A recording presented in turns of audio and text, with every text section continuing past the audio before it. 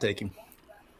I think a lot of Welcome teams are. in MPW Digital Postgame Show here with you today. Kentucky knocking off Ole Miss 20-17 in Oxford, which was an uneven game for the Rebels in a number of ways. First half, pretty bad at the line of scrimmage on both sides.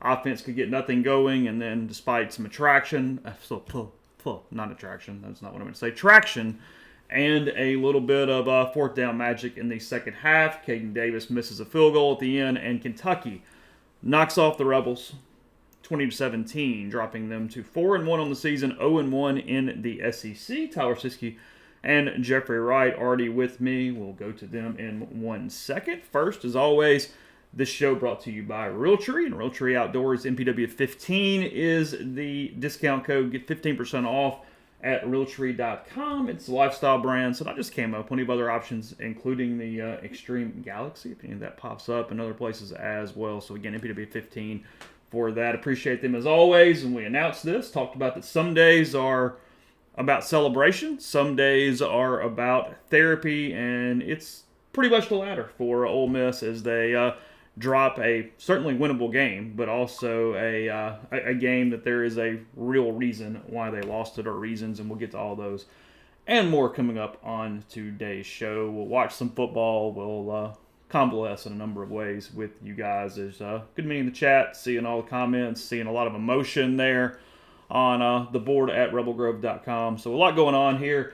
As again, Ole Miss falls 22-17. I mean, they barely outgained Kentucky 353-336. We'll get into some stats as this thing goes. But the first half was just an offensive disaster.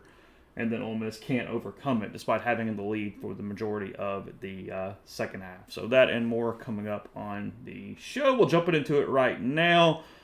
Jeffrey Wright, Tyler Siskey here with us. Jeffrey, I heard Josephine crying a little while ago. It's one of her first 9 covers, so she's taking the loss kind of poorly as well. Pretty sure it's her first loss as an outright favorite. Is it? And yeah, this is the first time that Lane has lost as an outright favorite since the Texas Bowl.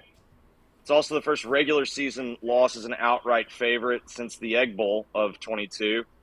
And it's his worst outright loss. Like, it's the biggest favorite he's ever been in an outright loss at Ole Miss.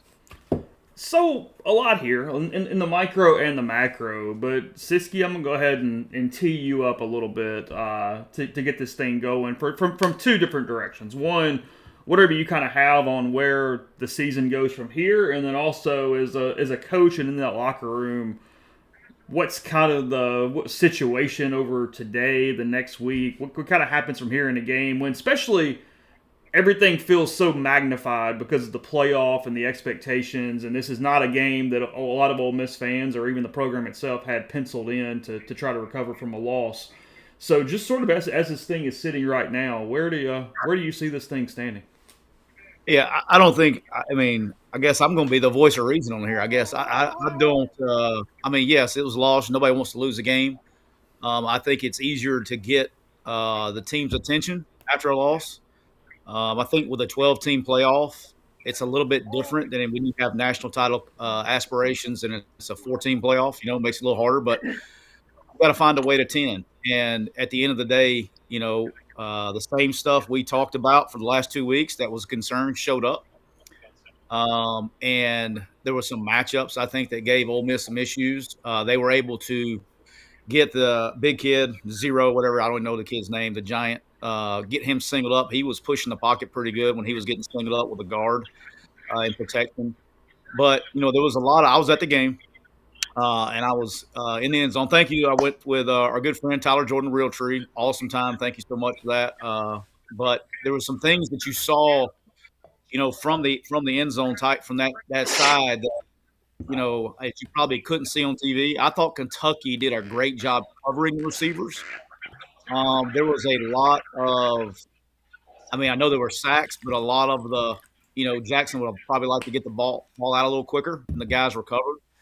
And it obviously was some that the offensive line missed. But running the football, I know at halftime Henry Parrish had 8 yards rushing at half. I looked.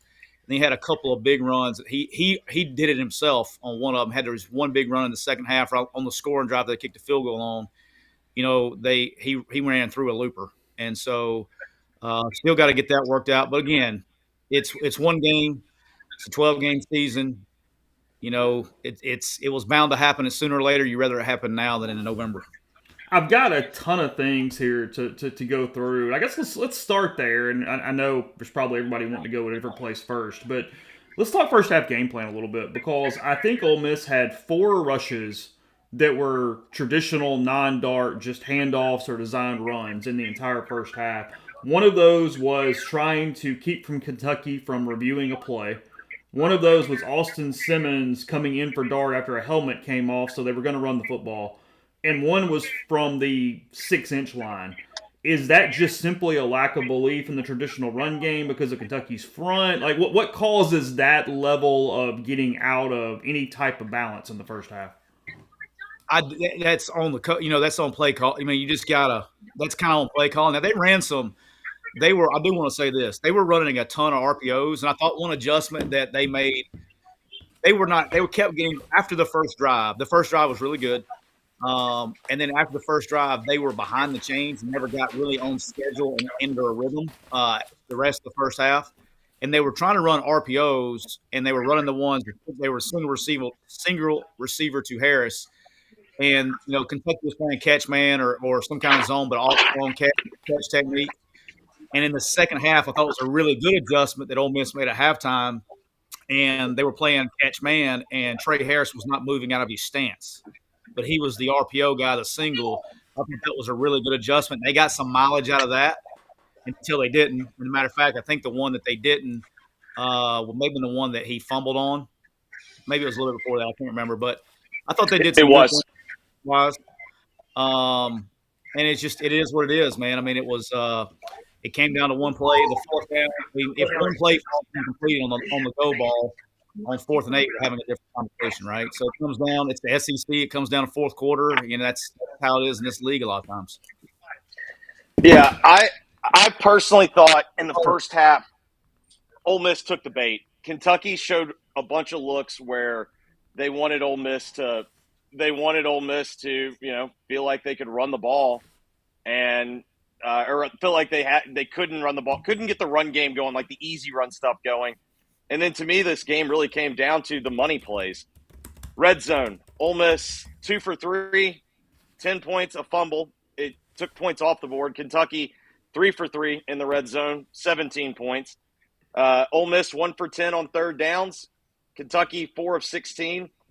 Ole Miss 2 for 2 on fourth downs, and then Kentucky was 3 for 3 on third downs. And to me, it was just like, hey, it was a fairly even game, but I felt like Kentucky was bigger when it mattered most. And Tyler, maybe you can speak more to this on that 4th and 7, because both teams converted big 4th and 7s. Ole Miss got a touchdown out of it, but Kentucky set up their touchdown. But man, if you're going to go all out blitz, I feel like you got to get more heat on Vandegrift than they did. It was almost as if it looked like he had way too much time for that kind of blitz. You talking about the last drive on Kentucky's? Yeah, the 4th and 7, the prayer that they threw up. They just showed. I'll watch the blitz. I know they were a man free. I don't know if they brought. I'll see how many they brought. I wasn't watching the front. I will tell you this. I just saw that replay on one of the highlights. He got away with a push off on that one. He did. The two. I mean, I figure penalties will come up. The 2 penalties that most hit Ole Miss, obviously that one, and then the hold on Amos in the end zone. I thought that was a bit of a phantom one on the drive that just wouldn't end there toward the end of the first half. At the end of the first half? Correct, yes. All right. Well, I say it all. I mean, he missed Vandegrift. They had a guy running free in the back of the end zone on one. I couldn't see the hook. It looked like he hooked him, but I was in live. You know what I'm saying? I couldn't see it on TV. Better advantage I did. The one that I thought was a bullshit call was on that one drive they scored on. They called pass interference on a third down, third and long, on go route down that would have been on the visiting sideline, and they were both playing handsy. but the freaking line judge threw the freaking PI from way back, and neither the field judge or the back judge saw enough to throw it. Anytime a line judge throws a PI from 30 yards away, that's massive. That he got talked into it for the sideline, I imagine. But it is what I mean. Like there was holding all night long on both sides, and they probably could have thrown a flag on a bunch of plays, and they probably were they were very handsy in the back end on both sides. How do you? Yeah, but there were a few plays like on a couple of Ole Miss's touchdowns. I thought for sure they were going to get flagged for holding, and it didn't. I don't know. Of all the reasons they lost that game, I do not put that on officiating. And I mean, I think what we've also seen is, what's the kicker's name? Caden Davis. Caden Davis, like, with all due respect to the young man, if there's any kind of game pressure, he hits absolute hooks. I mean, last year, the Alabama game, like, he kind of gets away with it because he hit that big bomb against Tulane, but that was also on grassy turf. Every time that he has been on real grass and there's any kind of game pressure, like, I think Lane was actually considering going for it because I don't think that at all. He didn't feel comfortable at all with that. He wasn't going to go for it right there. He was thinking about it. There was a 0.0% chance he was considering going for that. I mean, I know he was trying to run down the clock. He was trying to run down the clock so that if he, in the event they made it, that Kentucky wouldn't have as much time. But I mean, that guy, anytime there's any type of game pressure, that we see that kick over and over and over. I mean, it's pretty tough moment in sports right there. I mean, 48 yards. It's absolute worst. 48-yarder. I mean, it's not like an easy kick by any stretch of the imagination. You got to be very careful by being hard on kickers. There's going to come a point in time later in the season when you're going to need them. You can't lose them week 4 or week 5. Ask me why I'm sitting here talking on a podcast with you. I'm with you. I'm just saying. My thing is, there's a difference between, the high. You hit the kick that starts on the right upright and it just kind of stays out. But when you hit the low duck hook, like, you didn't hit it good, and that's what happens. I mean, he was outside the ball. I mean, I saw the replay. He was outside the ball. He didn't. It is what it is. I mean, he didn't try to miss it. You know what I mean? I mean, No, I'm not. I'm just saying. Like, I had to when we were watching that whole drive. I thought after Priestcorn caught it, I was like, they need to go score because I just had no confidence that. I was texting people like, feels like this drive ends on a missed 50-yarder, and I mean, like that's exactly how it went down. Are y'all stunned Stoops went for it from his own 20 right there? No, I was. I mean, I get the flow of the game deal. I was a little surprised with the down and distance and him having he had 2 timeouts left. He would have had 2 left, yes, 2 or 3. 2 timeouts. Everybody had 2. Everybody had 2 at that point. 2. So at that point in the field, with a 2-minute warning alive too, I'm a little surprised. But I mean, at the same time, he wasn't pissing a drop. I mean, Ole Miss started to get some, like, when Ole Miss stayed ahead of the chains, they were getting some rhythm. I mean, they drive down, didn't do well in the red zone. They fumbled once, and how many drives did Ole Miss have in the second half before the I mean, they were moving the ball, you know what I'm saying, in the second half, and they turned the ball over or whatever it was, and then had to kick the field goal. Like, they were starting to get some momentum, and that's kind of why I was saying Lane was going to kick that because I felt like Ole Miss was in control of the game. I never thought, like, at the game, I never felt like Ole Miss was in danger of losing that game. Getting in jeopardy, you got that in front of me before I read a few chats. Yeah. So here are the second half possessions. 10 plays, 51 yards, field goal. 5 plays, 57 yards, fumble, but that was going to be a scoring drive. 6 plays, 61 yards, touchdown. 3 and out, 8 plays, missed field goal. When was the first 3 and out? Does it have the clock on it, like on the side? Do you watch those kind of? Yes. So started at 12:46 in the fourth quarter. They punted at 11:15. Okay. I mean, that's the other thing. I give Kentucky credit, they did a phenomenal job of shortening the possessions, or limiting possessions, shortening the game, limiting possessions.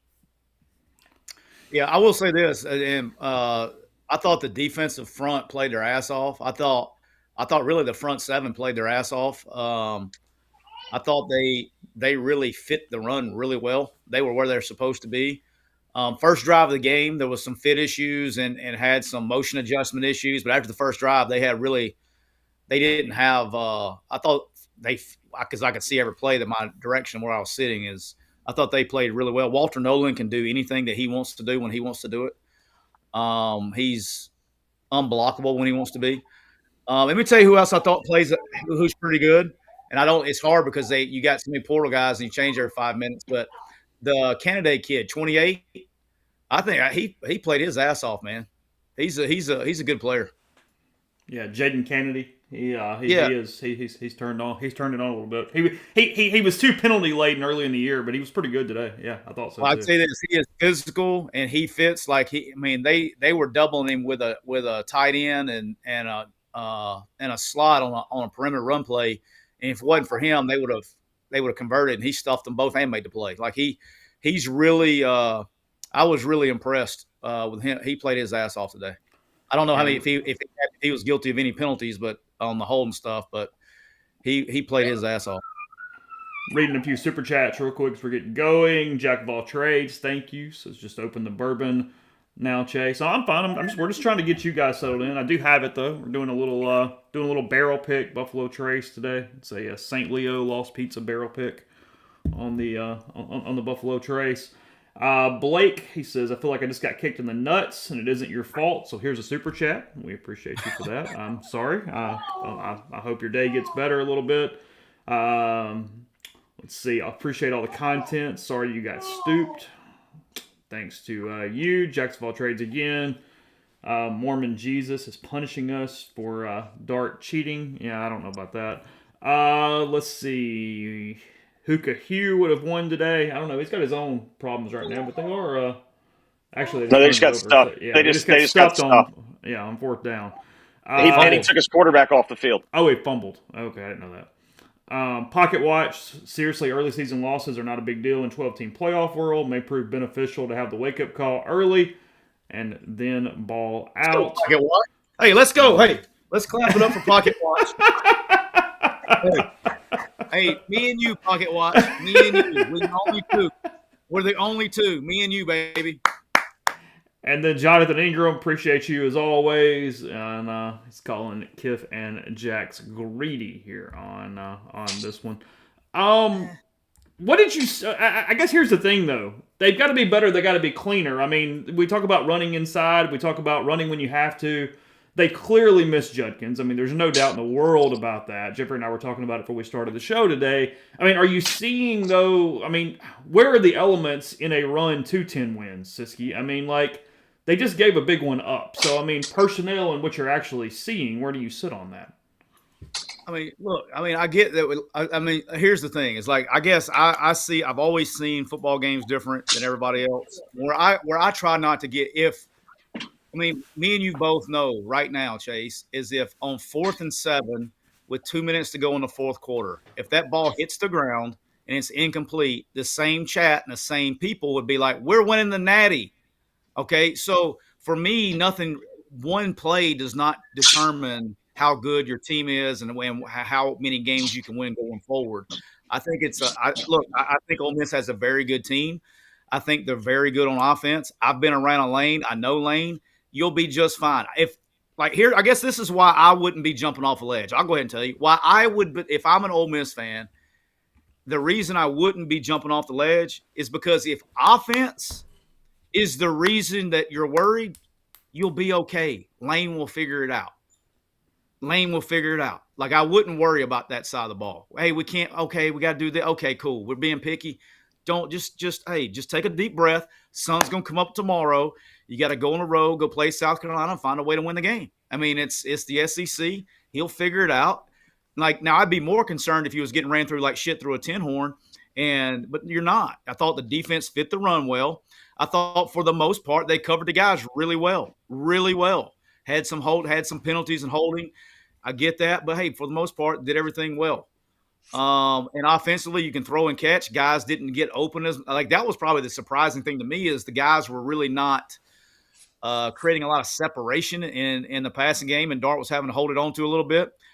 And Kentucky forced, especially from the right tackle side on Pettis, they forced him to step up in the pocket, and they got 0-0 singled up. But look, Lane will be okay. Lane will figure it out. There's a reason that he gets paid a ton of money. He's pretty damn good at his job. So as long as the offense is where you felt like it was slacking, he'll figure it out. He'll find a way. I mean, I definitely think, to Tyler's point, we're starting to get more to the NFL, the NFL version of college football where it's going to be more week to week. We thought that this team was going to present some challenges to Ole Miss that no team had before. It was their first game having to play with game pressure.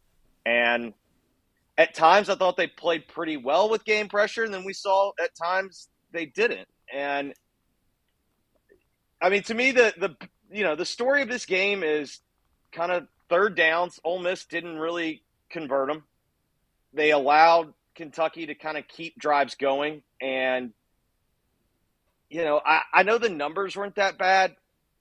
I did not think this was Jackson Dart's best game he's anywhere near the best game he's ever played. Well, I don't think it was anybody's best game they've ever played. That's why they lost the game. Yeah, but I'm just saying, I felt like I think he kind of ran into a couple of the sacks. I thought on the free play, man, you get the offsides free play, you got to throw it. Yeah, I'm with you on that. I had made it home by the sack he took before that was awful. It ended up not mattering it, but it was terrible. Yeah, I had made it home by then. By the way, it took me. I told Tyler it took me 1 hour to get from my house to get to the seat because the traffic was so bad. I'd like to not give a shout out to anybody driving in the roundabouts before on the way to Vaught Hemingway today. You can't drive, and the fact that you tried to make it 5 wide, coming around turn 2, going into the roundabouts around Old Taylor Road. Guys were all getting there at the same time. The lack of awareness driving out sucked, but coming home, I missed 2 plays. I actually had them on my phone. They ran 2 plays because of TV timeouts between the time I left the stadium till I got to my house. But so I was there at the final part. He should have. I'm with you on that one. He probably the only thing that you could hit me with is maybe he didn't see it. I don't know how he didn't. He damn near ran over top of it. But he probably should have taken a shot on that one. Ole Miss had. I want to have this right, guys. Real quick, Ole Miss had 2 catches by a wide receiver not named Trey Harris today. That's it. Trey Harris goes 11 for 176, 15 targets. Henry Parrish was targeted 5 times, 3 catches.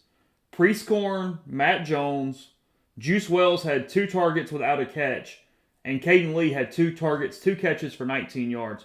Ole Miss had 19 yards to a wide receiver not named Trey Harris. Well, I was trying to mention that in the deal, and I just happened to look down at the chat, and somebody said I was crazy. They were open all night, and I was like, I don't know what game y'all were watching. I was because I do enjoy watching the back end and how things work. And then Trey Harris, how many of those were RPO hitches and now screens? You know what I'm saying? I don't know the number, but there were a lot of them. But he was the only one that consistently. He was the only one that was consistently, I would say, and he wasn't even consistently, but he was the only one really creating separation in that. And they tried the same wheel route out of the backfield twice, I know, and tried to hit Parrish up the sideline twice and missed him. But yeah, no, I think Kentucky did a great job. I think it's particularly in the back end, and it forced Jackson to hold on to it. I mean, you look at how long he was holding on to the ball too. That's the other thing, Jeffrey. I mean, he was holding on to the ball for a long. Like if you're worried about your offensive line, holding the ball for a long time is not a good recipe for success. Eventually, it's going to get you. 7 of Trey's 11 catches.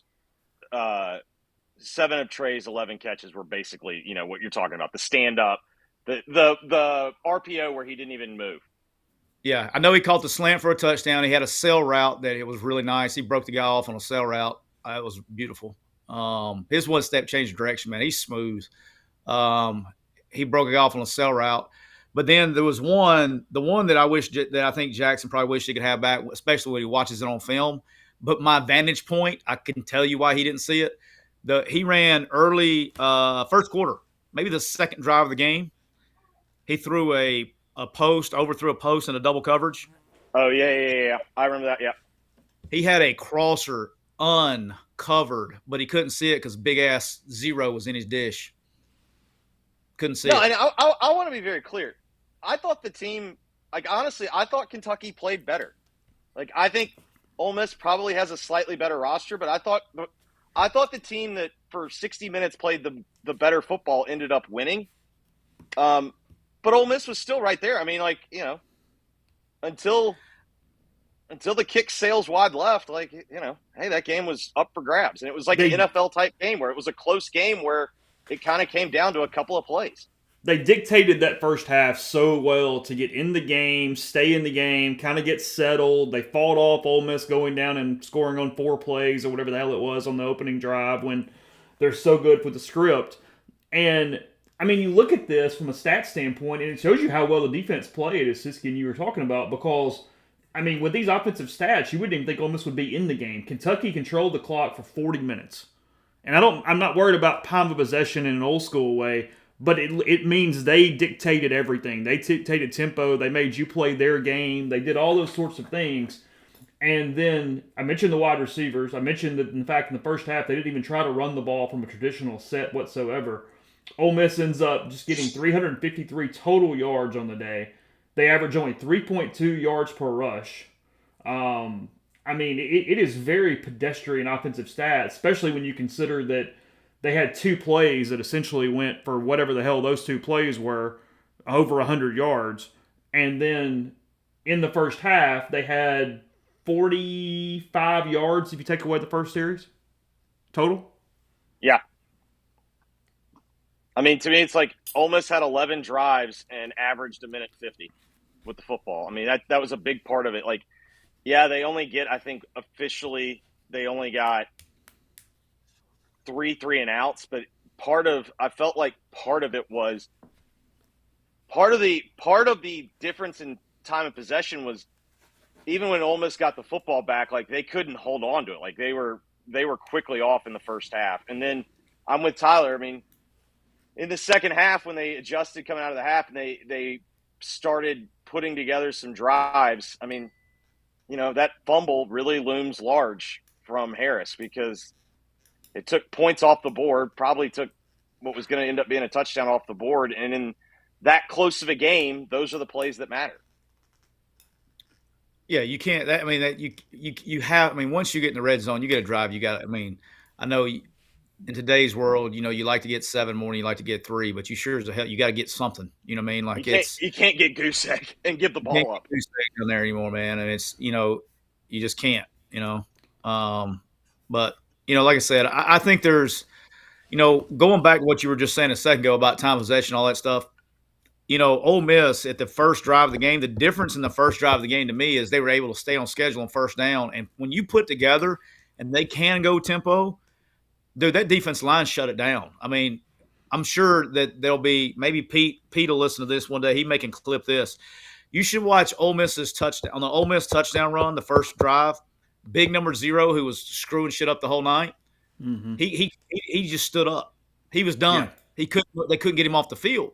And so that was why they were trying to go. I mean, I agree with trying to go tempo. The problem was they were trying to go tempo but couldn't stay on schedule because they couldn't get the first down plays. And that's why the drives that they were throwing the RPOs on first down out almost – I'll be interested. I don't know if you have these stats, Jeffrey, to notice this on how they view that.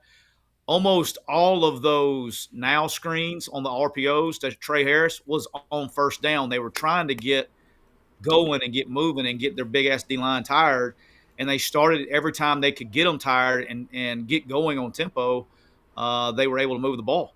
And they fumbled on one, hit a field goal on another. Slowing it down was not is not a recipe for success in that in today for sure for that matchup. But like I said, dude, I'm probably the only one that I wouldn't even. I mean, yeah, I mean you want to win, but like it's going to be okay. They're still a good football team. You still got a clear path to at least 10. And you got to remember, it's like the same Kentucky team played Georgia to a one possession game too, and you're talking about a one play difference. So you can't do the transitive property with, oh, they lost to Georgia, we're going to lose to Georgia. No, it came down to one play. One play. If 4th and 7, the ball hits the ground, the game is over. So you can't just, we suck, we're going to be 6-6 because of that 163-yard go route. It's just, if it goes the other way, you got to look at the totality of the product. And like I said, if the problem, if you're worried about the offense, that's the good side to be worried about at this point in time. I think you Look got at the horse, you got the right people to make those decisions, and to get it's easier to get that fixed than a talent problem, if that makes sense. It is true, though. It's also true that, when with football brain, we get, our first impression of a team is what we largely think of. And nobody could get the Kentucky result against South Carolina out of their head. And much like Siski's talking about the way this game went, if you watched the Kentucky-South Carolina game, the final score was not indicative of what the game actually was. Like, South Carolina, I think, had 38 points with 250 yards of offense. Like, the final score made it look like it was this just lopsided blowout. But really what it was neither team could block the other. But South Carolina hit a few more big plays and didn't. The game spun out in a way that made it look like the final score was a different result than what the game was. But back to Tyler's point also about trying to get the defense tired. I mean, I give credit to Stoops. He kind of gave Ole Miss a taste of their own medicine. That drive where they were moving, and Tyler's right. Those D linemen were gassed. They were up, ready to go, and they went lobster, and just right down. Oh, that was what I was going to ask you, Tyler. Yep. So the TV made a big deal out of Mac Jones. Mac Jones went down, like, clearly faked an injury. What I couldn't figure out is, hey, look, he caught a cramp, dog. He caught a cramp. Yeah. No, literally, the TV copy's not good because Jackson looks at him and Jackson points down. I saw it on Twitter when I got home. But what I couldn't figure out is the clock was stopped. What I didn't know why. Like, were they trying to get him out of there and get Parrish in? I couldn't figure out why he would go down. There was no strategic advantage to him going down. I didn't know if they didn't want to take a timeout or something. Like, it just didn't make sense to me. I think they wanted to change the play and they didn't want to burn a timeout, and they were up against the TV timeout. I'm going to give Lane a lot of credit here, or somebody. The TV timeout, when they turn the sign, so the guy has this is how you know a TV timeout's coming. Yeah, the TV guy will put numbers on it and he'll turn it upside down. Okay, as soon as he does that, the next stoppage in play, it's a TV timeout. Well, he had turned that thing on, and dude, he got he got a timeout without having to call a timeout. You had a 3-minute and 20-second TV timeout after that on that injury. But hey, look, that true injury, that he had a cramp. He called it cramp in the right meniscus. Yeah, no, I hate that, and we all know that calf cramp will just immediately attack you. Like, it just come out of nowhere. Hey, I think what happened is, like, Jackson looked over to the left and he was pointing. He goes, "Your calf is cramping. Your calf is cramping." Yeah. And he was like, "Oh, my calf is cramping," and he went down. So he was trying. I think Jackson was just looking out for him. No, that's great. That's great leadership. Great leadership. I mean, like, your calf is cramping. We need you on this play. We need to make sure we get a fresh running back. I think that was the whole point behind it.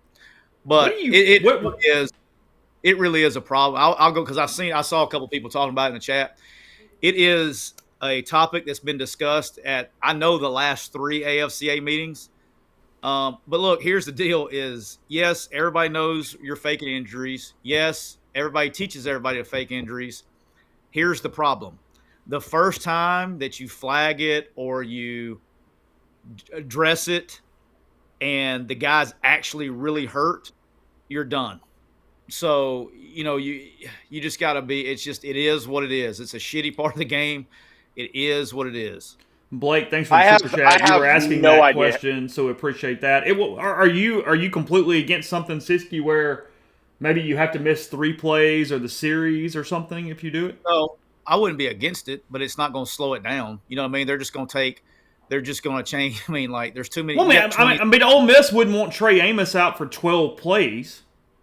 Yeah, no, I'm with you. I mean, I wouldn't be against it. No, I wouldn't be against it. But like, you also don't want to punish a kid if he's actually like rolls his ankle. You know what I'm saying? That's the whole. That's the I guess the what do you call it? Devil's advocate of that is like, okay, the kid actually has a stinger or something, and he's able to come back in the game, but he can't come back in the game. So now you're punishing the people who actually get hurt, right? So I get both sides of it, and I don't have a great answer for you how to fix it. I've thought about it 1,000 times, and I just don't think there's a great answer for the problem. Luke, I'm thanks with for Siski. your super chat real quick. He says, wants to know what the freaking deal is with Bentley in the run game. Look, I mean, I still think it's pass pro related in a lot of ways, especially with the way they're running things offensively with the game plan. Parrish is much better in pass pro. Now, is that all of it? I don't. Beats the hell out of me. Is he speaking? Does he not like what he sees with him? Is he low? I have no freaking idea. I mean, if one of y'all want to take a guess, feel free, but I don't know at this point. Because they needed him out there today. I don't know. hate Siski. I like Siski's theory that he dropped last week. Like, yeah, maybe Lane every single year, his starting running back somehow finds a way in the doghouse. He's got a pretty good track record of it. I mean, I do know this. I can speak on this. When you get in Lane's doghouse, it's very difficult to come out. It's got a pretty good gate on it. So that can last weeks. It can last a while. I've seen it last a career. I mean, Austin, thank you for your super chat. Says this is high on the list. The most disappointed I felt leaving VHS. Probably the worst I felt since Arkansas in 15. Love you guys though. That was the 52-51 loss to the Razorbacks that ended the SEC West hopes in 2015. Guys, 4th and 25. It's not that bad, guys. This isn't Brandon Allen bad, Siski. This is not Brandon Allen bad. All kidding aside, here's the difference in those two games. That game was the nail in the coffin on postseason hopes. Okay, yeah, you feel like shit. Okay, this is like we in a whole again. I've said it all week about various different topics. Fans, administrators, everybody, you have to change with the game. The game is changing now. It's just like the NFL, dog. The freaking Bengals aren't quitting and packing up the season because they start 0-3. You got it's the 12-team playoff. You're playing in this league. You don't have time to you cannot allow. And this is because I'm finishing the question you asked earlier, Chase. I've been waiting to get back to it. You as a coach and as a staff, you cannot waste time and energy worrying about this game. That shit is over. There's not a damn time machine. There's not shit that you can go back and fix, and it's going to help the results of that game. Okay, what you can't do is pout and put in pout and go, oh, poor is me. We got beat at home. We're not very good, and then go and take your ass to Columbia next week and get your ass beat. Now you start compounding mistakes. Fix what you did wrong. Go back. Everybody needs to humble themselves as far as players and everybody, and do their damn job. That would be my meeting this week. Is do your damn job. You're now getting paid to do this shit. How about this? Hey, right tackle, move your fucking feet instead of holding the damn every play. Okay, do your fucking job. Okay, receivers, create separation. Do your fucking job. How about this? Corners, nickels. How about busting your ass, reading your keys, get yourself in a position so you don't have to fucking hold every play. Do your fucking job, okay? And that's what you got to tell them. And you can't sit there and pout about it like, oh, we lost the game, and let it beat your ass next week, because you're good enough to win the rest of them. And but it's not going to happen by itself. You got to drop your nuts and go fucking play. Stop all the crying, one pours me. Drop your fucking nuts and go play. That's what similar from a mindset standpoint to Bama in 15 when Ole Miss gets them in Tuscaloosa early in the year. Yeah, well, all kidding aside, so we lost in it's the same thing. We lost in the goalpost game, right? And 14. Oxford, and then we went to Arkansas the next week and about got Dog beat. fight. The only Dog reason we fight, didn't yeah. get beat, yeah, the only reason we get beat because Landon Collins had nuts. Like you got to have nuts, man. You can't be like, oh, we lost. Yeah, no shit, you lost the game. It ain't going. Nothing you're gonna do is gonna fix that. So moving forward, go get after somebody's ass. Drop your fucking nuts and go play. Somebody Because you're good asking enough. what It's not a some talent thing. You're good enough. somebody asking what Kentucky's going to do the rest of the way. They're going to win. Let's see. They are 3-2. They're going to win 4, 5, 6, 7. They got a shot at 8 wins. Got a shot at 8 wins. I think part of the reason why Kentucky. everybody They're still at Tennessee and at Texas. everyone has the reaction primarily because everyone saw how bad Kentucky looked against South Carolina, at least on offense. And everyone was convinced that this is a bad team. And we saw, as Tyler pointed out, is that the most talented roster you're going to see the rest of the way? No, but they got some pretty good football players at some key positions. And I think they did a pretty good job tonight with Vandegrift. Like I think they've done a better job since that South Carolina game of putting him in positions. They were letting him throw early on first downs to kind of get drives going. They ran the football well enough to keep it to hold the football. And then, listen, when it came time to hit a couple of deep shots, they did it. Did Ole Miss hit a deep shot today? I mean, pre-scoring. Yeah. But I'm talking about like that was in the non-prayer, like, you know, when they took their shot, did they hit one? Didn't take a whole lot of them either, though. No, I mean, like they missed the tray early in the game down the field when he had a step and Jackson overthrew him. And then Jackson barely underthrew another one. And then there was the double coverage one that Tyler was talking about. They just weren't – I didn't think they were super sharp in the passing game. I didn't think they were bad. I just didn't think they were, like, sharp in the passing game. Well, they were one-dimensional.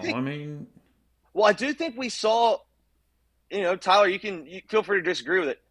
I think we saw the difference of what it's like to play a team with real football players on the other side. And everything got sped up just a little bit. And kind of the easy button that we've talked about that this team's been able to push at times, like, it's like when you're playing Madden or, video games. When your go-to bread and butter play doesn't work, that's when you kind of start to, like, press a little bit and panic. And it felt like tonight, like they couldn't just hit the easy button. And that was a direct result of playing a quality football team on the other side, which they haven't done yet.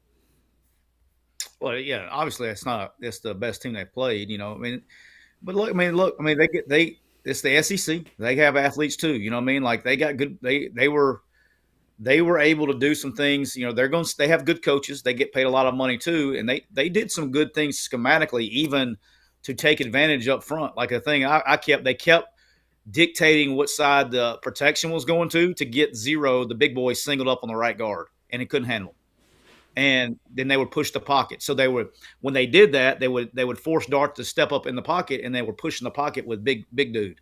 And so they did good things too. And like I said, that's playing in this league every single week that you play. That's what happens in this league. And but like I said, the difference is that the roster is different, and the defense is going to keep you in the games. The offense will figure it out. At the end I really do believe that. And I get everybody gets emotional about the game and all that stuff. And oh my gosh, everybody starts doing the transitive property stuff. Oh, they lost to South Carolina. That means South Carolina, we're going to be you got to fix the problems and go and move forward. And you can lose two of these things. I think you got two chances to lose games and get in. When I picked the season, and how about this? I still feel this way. I said Ole Miss is going to is a 10-2 team. I think they lose to Georgia and somebody else. Well, hell, I think with the matchup with Georgia, I think it's the same thing. You got a chance. At any time, the way that they can throw the ball on offense and Ole Miss can be an explosive team, anytime with that defense on the field, you got a chance every week. Every week you got a chance with that defense because that defense. I'm telling you, I was actually very impressed defensively in that game. I know we lost the game, all that stuff. I get it, but I was actually very impressed with how the defense played today. So I help was me out a very little. Go ahead. Go ahead. I was very impressed with the defense in the second half. I was a little surprised in the first half. I thought they got pushed around a little bit in the first half, and but They held them to 10 the points, second half, dog. yeah, but like they were, like, I don't know, they part of it is like What did Kentucky. Kentucky do on offense after the first drive of the game? But hang with me, Kentucky had not scored an offensive touchdown in SEC play. Like part of this is not an explosive Kentucky offense, so they did put up, they put up 10, but it was like they weren't able to get off the field, and I just thought that they got pushed around. Now in the second half, I thought there was some key adjustments made, and they really dictated the line of scrimmage. But like at times in the first half, I thought that they were going to be more dominant up front in the first half than they were. And like, hey, Kentucky's got good players too. They get a chance to make plays as well. But the second half, I thought they dominated. In the first half, Kentucky had drives of 15, 10, and 13 plays. Yeah, I didn't feel like they were getting pushed around. I think they got off. I didn't feel that way watching the game. Garner, thanks for super chat, says, "Why are the tight ends not being used more?" I mean, anybody? I don't care. The only thing I got for you, and I don't know. The only thing nobody's going out there saying, "Don't throw it to the tight end."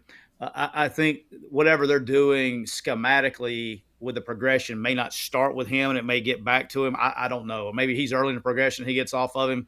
Nobody ever goes into a game going, "We're not throwing it to the tight end." Insert your Longo joke here, Jeffrey. But nobody. You don't go into the game going, "We're not throwing it to the tight end." It's just how the progression and coverage play it dictates. I'll look up the numbers when they update, but I feel like they're going a lot more 10 personnel than they used to. Like I feel like it's a lot of trips with a receiver. I don't feel like we're seeing the tight end on the field nearly as much as we used to, because that used to always be like a key we would talk about. They would struggle to run the football when they didn't have a tight end. And I just feel like I'm seeing more formations without a tight end on the field than normal. Yeah, I didn't even pay attention to personnel groupings today. So I know you're huge on Dylan Stewart, Siski. Just in general, yep. I mean, what are the problem areas for Ole Miss next week against Carolina? You just named it, boss. I mean, it's the same. It's rinse and repeat from this week. That's what I'm saying. You'll know in 7 days. What will they play at 2:30 next week? That is correct. In 100, so that means 168 hours, you will know if they got anything fixed. How you like that quick math like that? You like that? I had no idea how many hours were in a week. I'll be honest. I could not have pulled that one out. That's part of my recruiting pitch. So that's how I know that. I can't act like I just came up with that. So what was your recruiting pitch? Help me out. So we got. Yeah. So when we would go, if I was recruiting somebody that like they were going to like a shitty city, like the other team was in a shitty city or a shitty campus, and they just wanted to go there for the football, I would tell them there's 168 hours in the week. During the season, the most that we can have you is 20 hours a week. So what in the fuck are you going to do for the other 148 hours during the week? That one work? Every time. Every time? Yeah, Jalen Tolbert says hello. He's playing for the Cowboys now. And he got like 2 holding calls in first drive. Congratulations.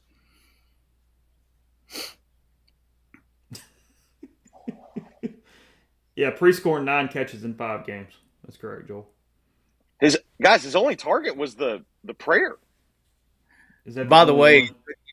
Yeah, that got lucky on that one. That you talking about the Kentucky dude? Oh, he was lost ball high. There were also several holds on that one. he was lost ball high weeds. He just never even made an attempt at the ball. I literally said, did he just watch that ball go over his head?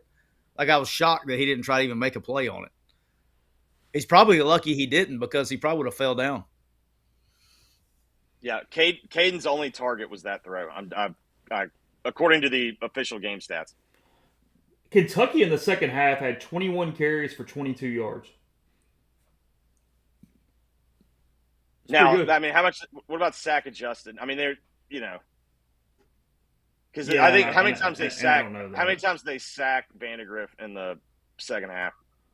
I don't know in front of me without looking harder. I don't know if Let's I mean, for the he had game, they were 8.8 on the average third down. what was their third? What'd you say their third down? They were on third down.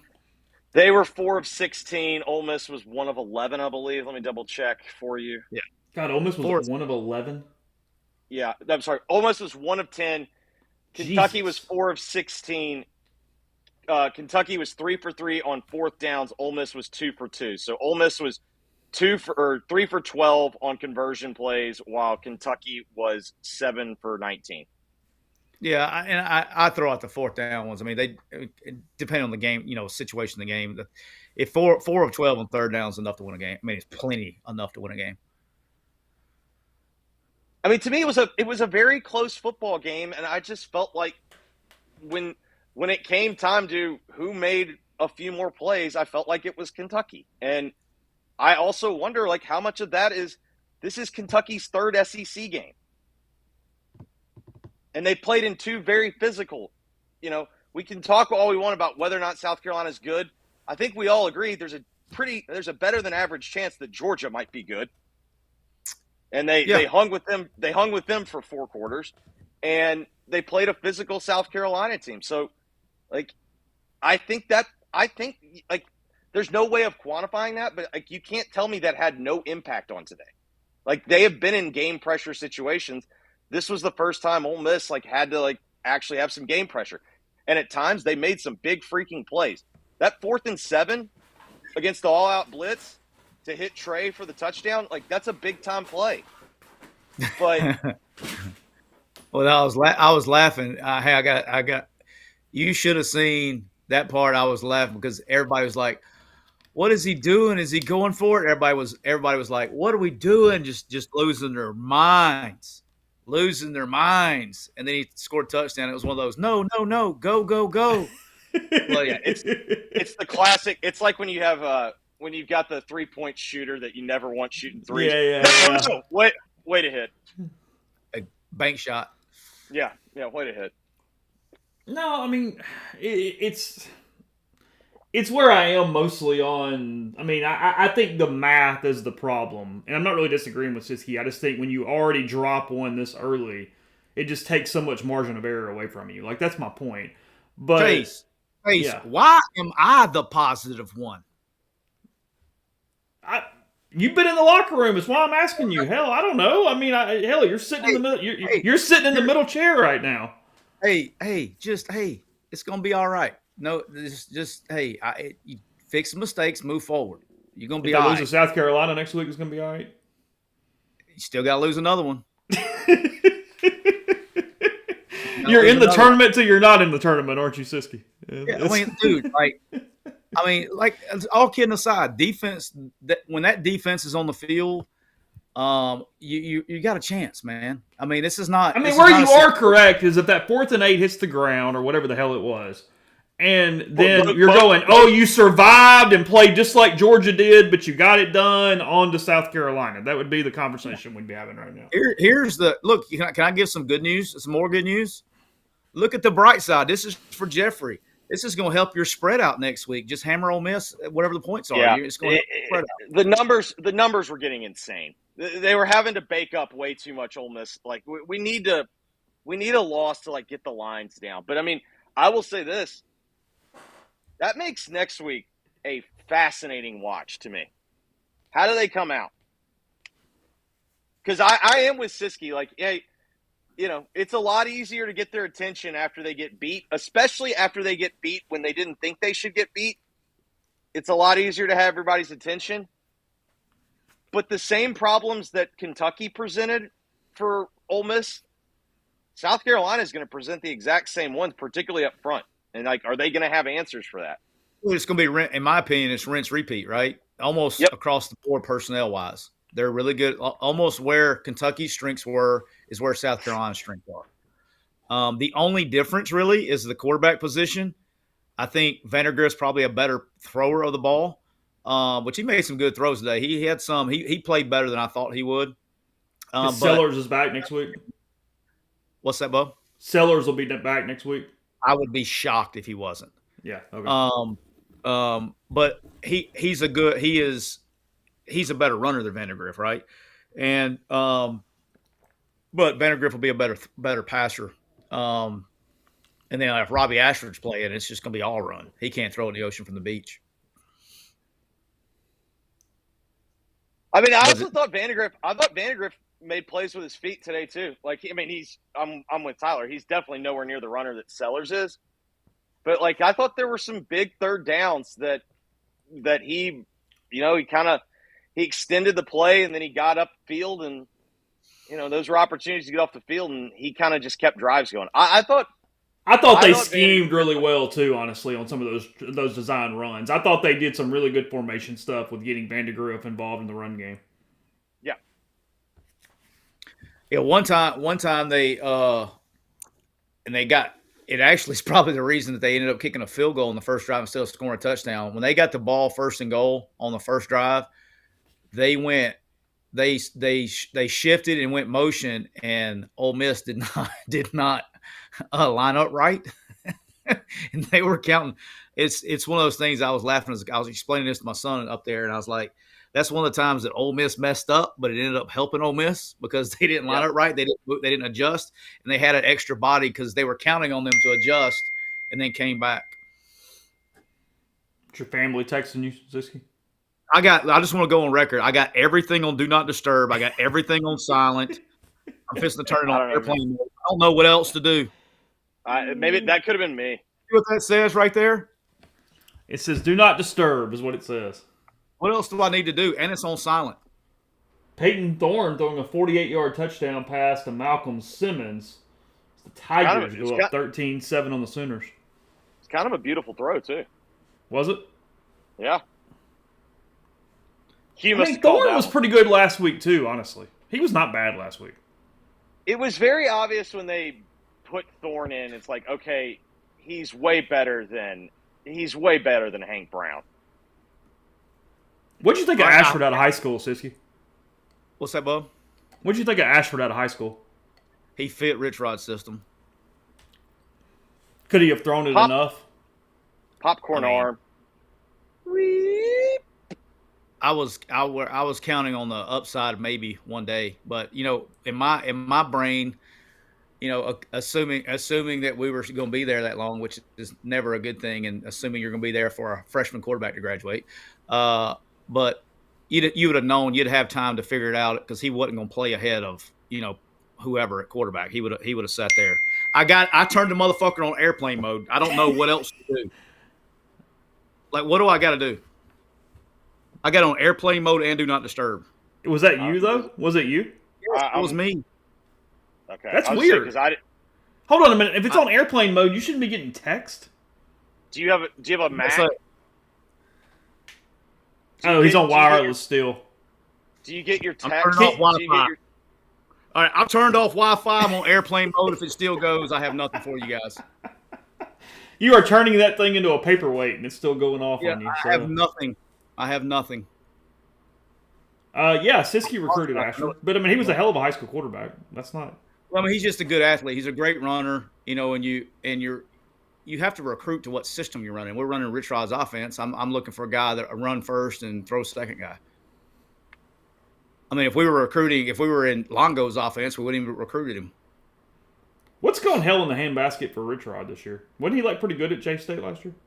I mean, shit, he lost to Louisville. He lost to Coastal Carolina, beat the shit out of Southern Miss, and lost in double overtime. I mean, they'll be. I mean, again, they'll be all right.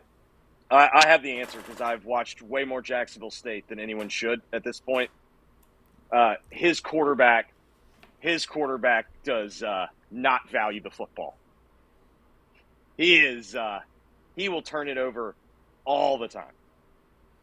Yeah, he did not play good against Coastal for sure. Played good last week though, when they won 44-7. I think our boy Will Hall. I think our boy Will Hall is going to be available for assistant jobs next year.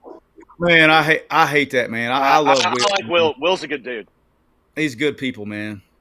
He's a good football coach, man. They haven't had a quarterback since the day he arrived. Well, and Southern's gotten to be a much harder job than the fan base will acknowledge. It's a tough gig in these days and times. I missed that. Was that a close call on the Trey Harris fumble? No, I couldn't see it, boss. Okay. Yeah, I couldn't either. No. It was the only chance Ole Miss had was having them say it was an incomplete pass, but he clearly catches it and makes a football move up the field.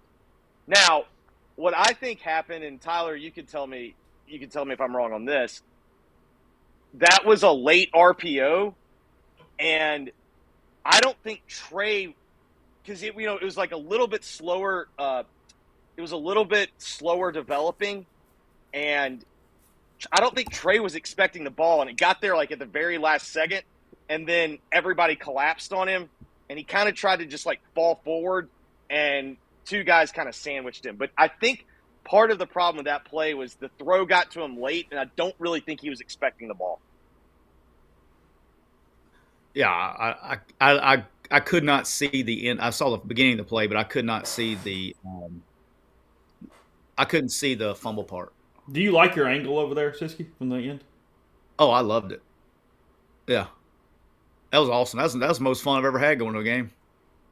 Neil is stopping in when he gets home. He was having some Wi-Fi issues at the press box. It's not always 100%, so he is finding a location that has a little more secure Wi-Fi there. He will have anyspark.com when he gets to the house. Yeah, he's better off every time going back to the studio. Yeah, honestly, after the game when everybody's loading, it starts. It ended up not mattering. I actually thought I disagreed with the TV on the 3rd and 11. The 3rd and 11 low pass. Like, I think it was incomplete? Yeah, but what I disagreed with, I don't think that it was clear and obvious that he didn't at least have a hand under it. Ended up not mattering. They hit the 4th down anyway. But if you want to talk about the calls, like that to me was, I thought that was way closer to being a catch than the fumble was to not being a fumble. You talking about the on the 3rd down? The third and 11 on the last drive that was initially ruled a catch, and then they went back and reviewed it and said it was incomplete. I thought that was way closer to me to being inconclusive than the broadcast certainly acted like. Oh, I thought it was. I thought when you hit the ground and the ball moves and you readjust it, they're going to call it incomplete every time in a review. So what I was seeing is it looked like he still had the left hand. So like the ball can technically hit the ground if you are in possession clearly, and yeah, you can hit the ball with it. You can you have control of the ball and you hit the ground with the ball. The two little kiosks here, as long as one, the ball doesn't move after it hits the ground. Right. And then two is as long as the ground doesn't help you secure the catch. And so those are two caveats. But in that case, he had his hands underneath. The ball hit the ground, but I mean, like his hand was underneath, but like the tip of the ball touches the grass, right? And then he readjusted it after. They'll call that incomplete every time in a replay. Like I said, I think it was incomplete. So I don't know. I of all the reasons they lost today, I did not feel like officiating was anywhere near my top 5 reasons. Yes, Ole Miss was 1 for 10 on 3rd down. That is 100% correct. I would like to make my own point. That would be where I would start. Yeah, you got to be better on money downs. K-State. Did you end up jumping on them today, Jeffrey or Siski? No, but I didn't. That's why K-State's turning into K-State. K-State is turning into Texas Tech. Like, just don't bet against them at home. Always bet with them at home. They play night and day at home as they do on the road. And also, while my guy Gundy is a covering machine as an underdog, his kryptonite, I told the guys this on Thursday, his kryptonite's K-State. If you go and you look like the last 8 years, 10 years, it's like the one place that he goes and he just gets popped every time. It doesn't even matter who's coaching there. They underperform against K-State. Yeah, K-State, like two different teams rolling away. I laid off that one because I was very worried. If you watched the BYU game last week, the right team won. I'm not saying that. But it was also kind of like a few of the other games we've been talking about. Down to down, Kansas State was not that bad, but they made all the plays that you make to lose a game, they did. And like to me, like that was a perfect like spot. All right, bet on K-State to flex this week. But I didn't have the nuts to do it. Let me tell you the one I chickened out on that I'm assuming they won. I chickened out on BYU. I felt trapped. I sprung the trap. I took Baylor. Okay. Didn't they hammer Baylor? What was the? No, they came back though. Yeah, Baylor had the ball twice with a chance to win and couldn't do it. It ended up being I think 34-28. I mean they won outright, so it didn't matter. Almost took them as my money line. Somebody asking in the stream, Ole Miss or A&M, who's got the better D line? That is a super chat. Appreciate Marine Rebel for that. Ole Miss or who? A&M. A&M. I'd say Ole Miss from what I've seen so far. Dude, I can tell you right now, Walter Nolan, when he wants to play, it doesn't matter. All right.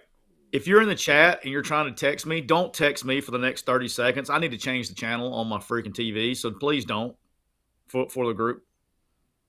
That's just inviting all your friends to text you immediately. What are we doing? I'm changing the channel on my TV, on my phone. Oh, so you have the app. Bad. Okay. Yeah, I got you now. I was confused.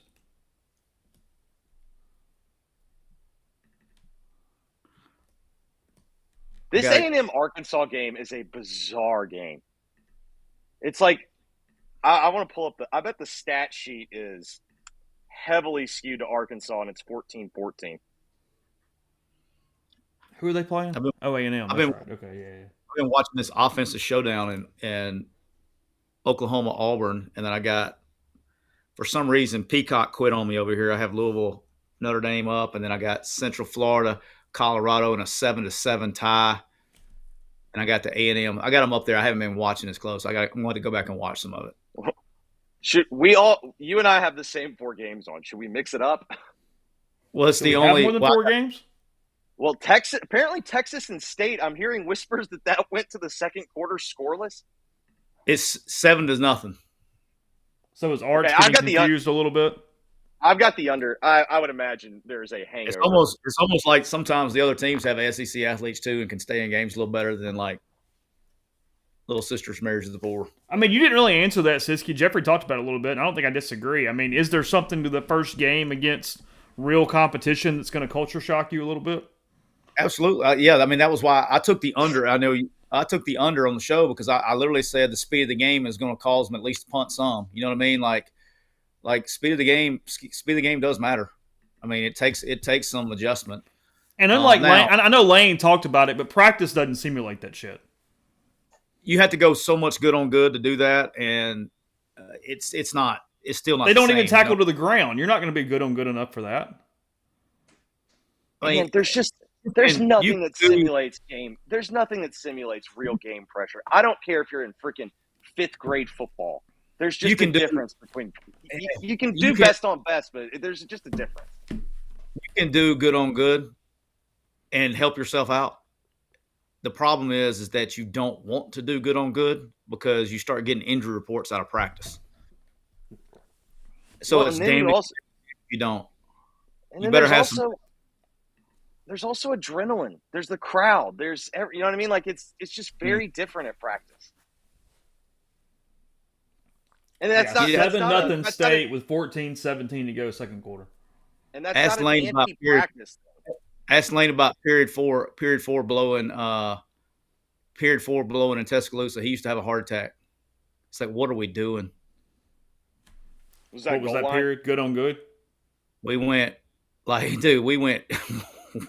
team for like 10 straight periods. good on good, ones on ones No shit. What y'all would do that every week every day, Jeffrey. No kidding. in season? Yeah. So basically, an hour straight of good on good. Yeah, we'd go like inside drill, then we'd go what we call perimeter drill, was this play outside runs, play action pass. Then we'd go, slot drill. Like every drill we did was thud. Now we did not take the ground, and that was the thing that was really we never had a problem. It probably had a lot to do with the athletes that we had. We never had a problem really with tackling. The only time ever that we tackled to the ground in practice was in scrimmages, ever, and that was even back then when everybody did it a lot. They only did it. It also shows the difference. 2014 Alabama had the depth to do that. Well, that's what I was saying. You don't have really the depth, and like we get guys dinged like maybe he'll. I don't know if he'll. I'll tell. I don't care. I mean, I'll tell a story. I don't think he cares. So when Lane was let me put this in. Let me put my Miller Lite down. My Diet Miller. Excuse me. When Lane was visiting during bowl prep, before he took over this job, he was standing next to me at practice, and we're like 20 days out of the bowl game. I mean, we're like in day 3 of bowl prep, and we're watching practice and got the scripts, and he comes over to me. He's like, we sit there, and Reggie Ragland, who is our starting Mike backer. This dude's a beast. Okay. Got drafted like second round or whatever. He's a good player. His shoulder comes out in the middle of like period 6. And we watch, he's like, I remember Lane going, oh shit, that sucks. And he goes over, he puts his shoulder back in place and comes back in 2 reps later. And at practice, bowl practice, like 30 days before the game. And he literally goes, dude, this place is like watching the Navy SEALs at setting. I remember him saying this.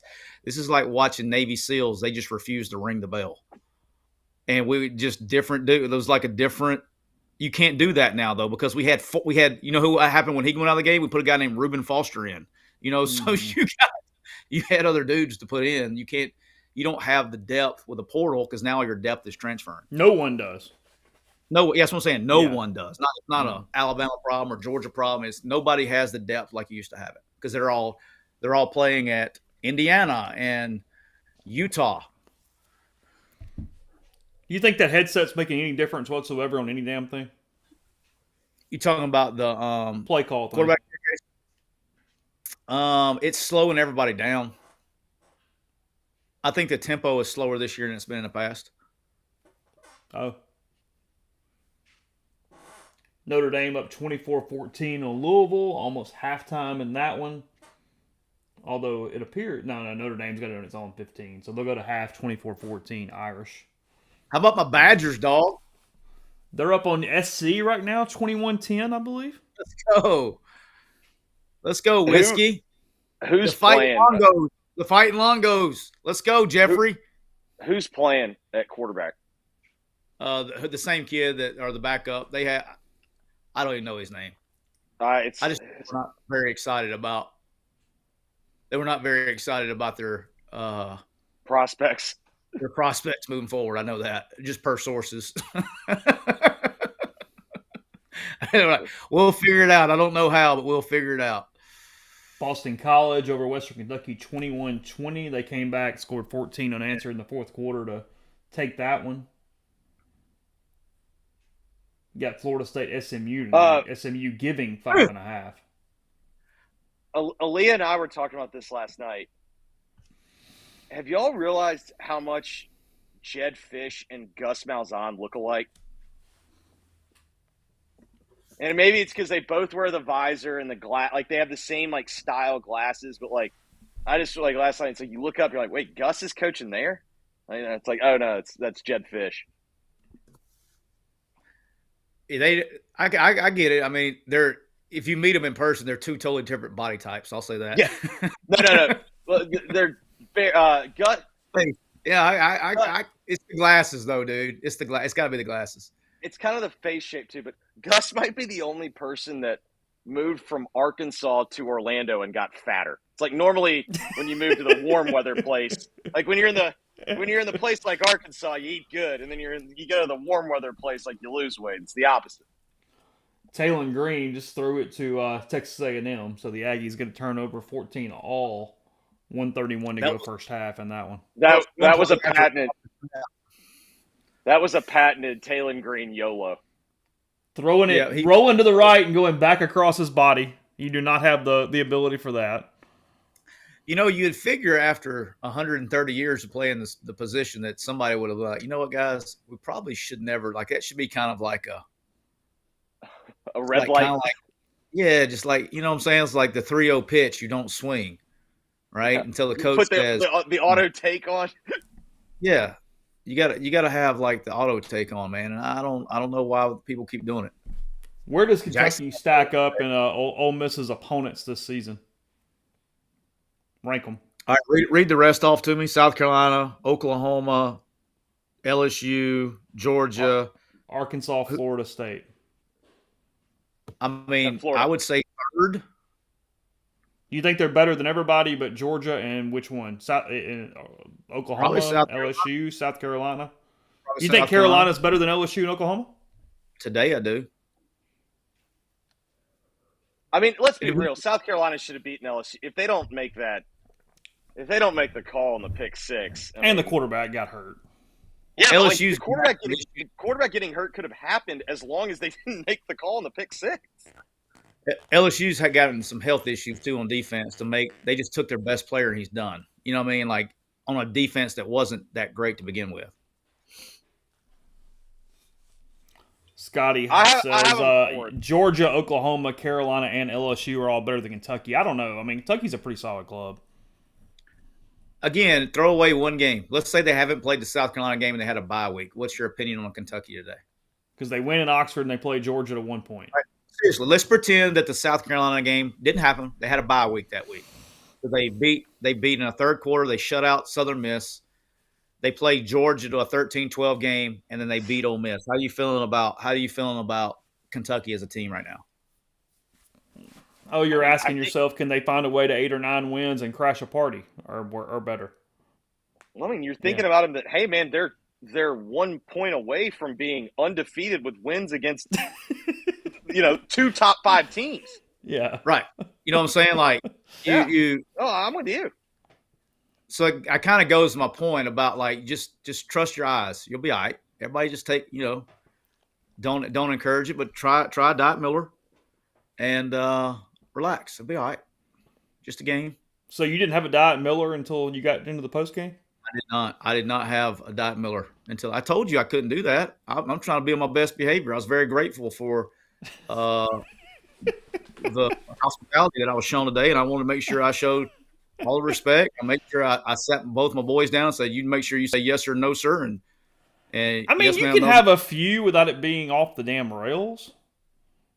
The only problem though is if you have a couple of 11. Driving, Chase, I was driving. I do not even have a sip of anything and drive. No, I understand that. The other problem is, man, if you start at 11 a.m., that day gets really freaking long.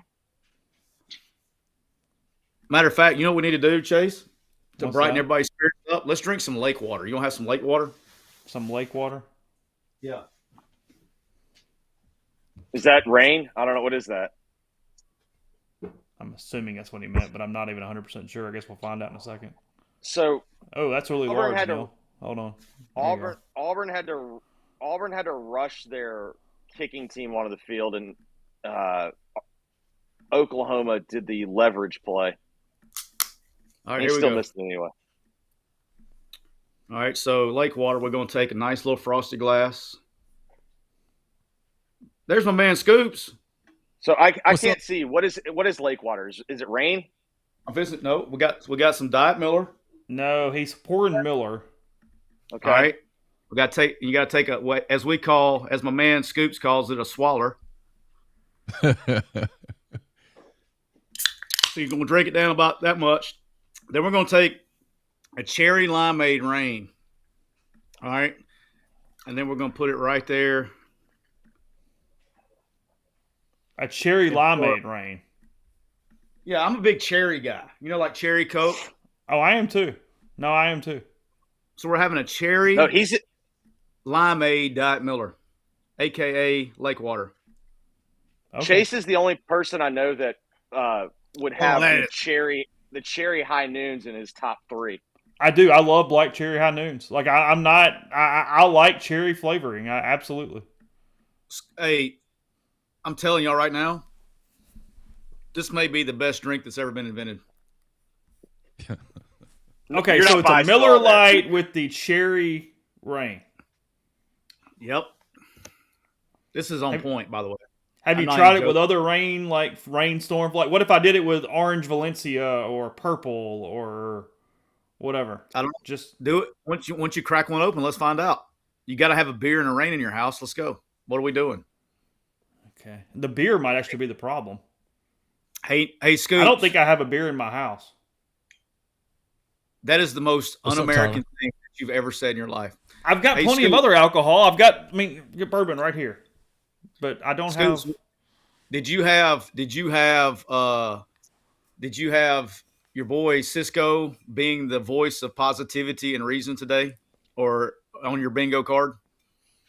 I did not have that on my bingo card, though. I'm not surprised because you come from the Nick Saban school of don't overreact to a loss. That sometimes a loss can be a not a good thing, but can be a eye-opening thing, which for Ole Miss it needs to be. Chase, Jeffrey, what did I tell y'all before we started the show? Have you heard that before? And y'all both said, "You're mad. I'm mad." Until Jeffrey said he's not mad. Yeah, I was gonna say I don't feel like I've been inflammatory. I don't think they play. I don't think they played well. Like that's kind of like I think Kentucky played well. I don't think Ole Miss played well. But at the same time, like I don't know. You could tell me that they lose 4 games because they're going to play other SEC teams, and if they don't play well, I think what today showed is they are capable. They can't just turn it on and flip a switch and win games. I mean, nobody can. Exactly. It's the SEC. Again, so talk to us, Goose. What happened? Go, Scoops. What we got? Yeah, I'm loading the Kiffin thing so I can put it on the site. By the way, I'm loading the FTP right now. Give me just. I'm not embarrassing myself. I drink lots of I plenty different types of alcohol. I don't drink beer really, so I don't have any beer in the fridge. I just don't. Somebody give me shit in the chat. Yeah. I mean, I said I'm embarrassing myself. I mean, I might I might have a couple bottles, but I don't think so. I'd have to look. I mean, all right. So you wanted to know what he said? I mean, whatever. Yeah, he was very frustrated. Said it was beyond frustrating. He talked about how they had opportunities in all 3 phases to win the game. I asked him about the 4th. He said that it was really I think he was surprised that Stoops went for it on the 4th down with like 4 minutes to go or whatever, because that was not his character. And he said he told Mark after the game, "Hey, great job, man. I mean, that was a big play, obviously, and on that play, it was just Isaiah Hamilton got beat. They had man coverage, and he got beat by a really fast guy. What the hell is that? It's me. That's not me making the noise. That's Jeffrey. But I cannot. I've got airplane mode on, Wi-Fi off, do not disturb on everything, and Siski thinks his phone is beeping despite it on airplane mode with no Wi-Fi. Oh no! I thought I didn't know what I thought. Something was falling. We're Jeffrey crunching ice. Oh, okay. Sorry. I was loading. I thought I muted my. Sorry. I was loading. I was loading the ice maker. Oh, okay. There you go. Sorry, I thought I had it on mute. I apologize. Oh no, you're all good. So he talked about how that was just a big play. Vandergriff made a big play, and then they had an opportunity to stop them, didn't.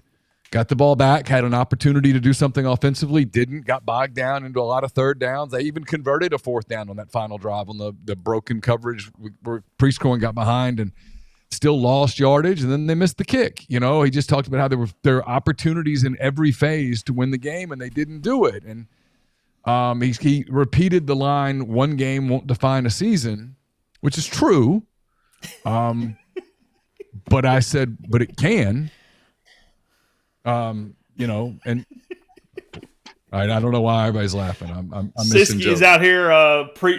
He believes you're vindicating him right now. That's all. That's all we're doing. Go ahead. Okay.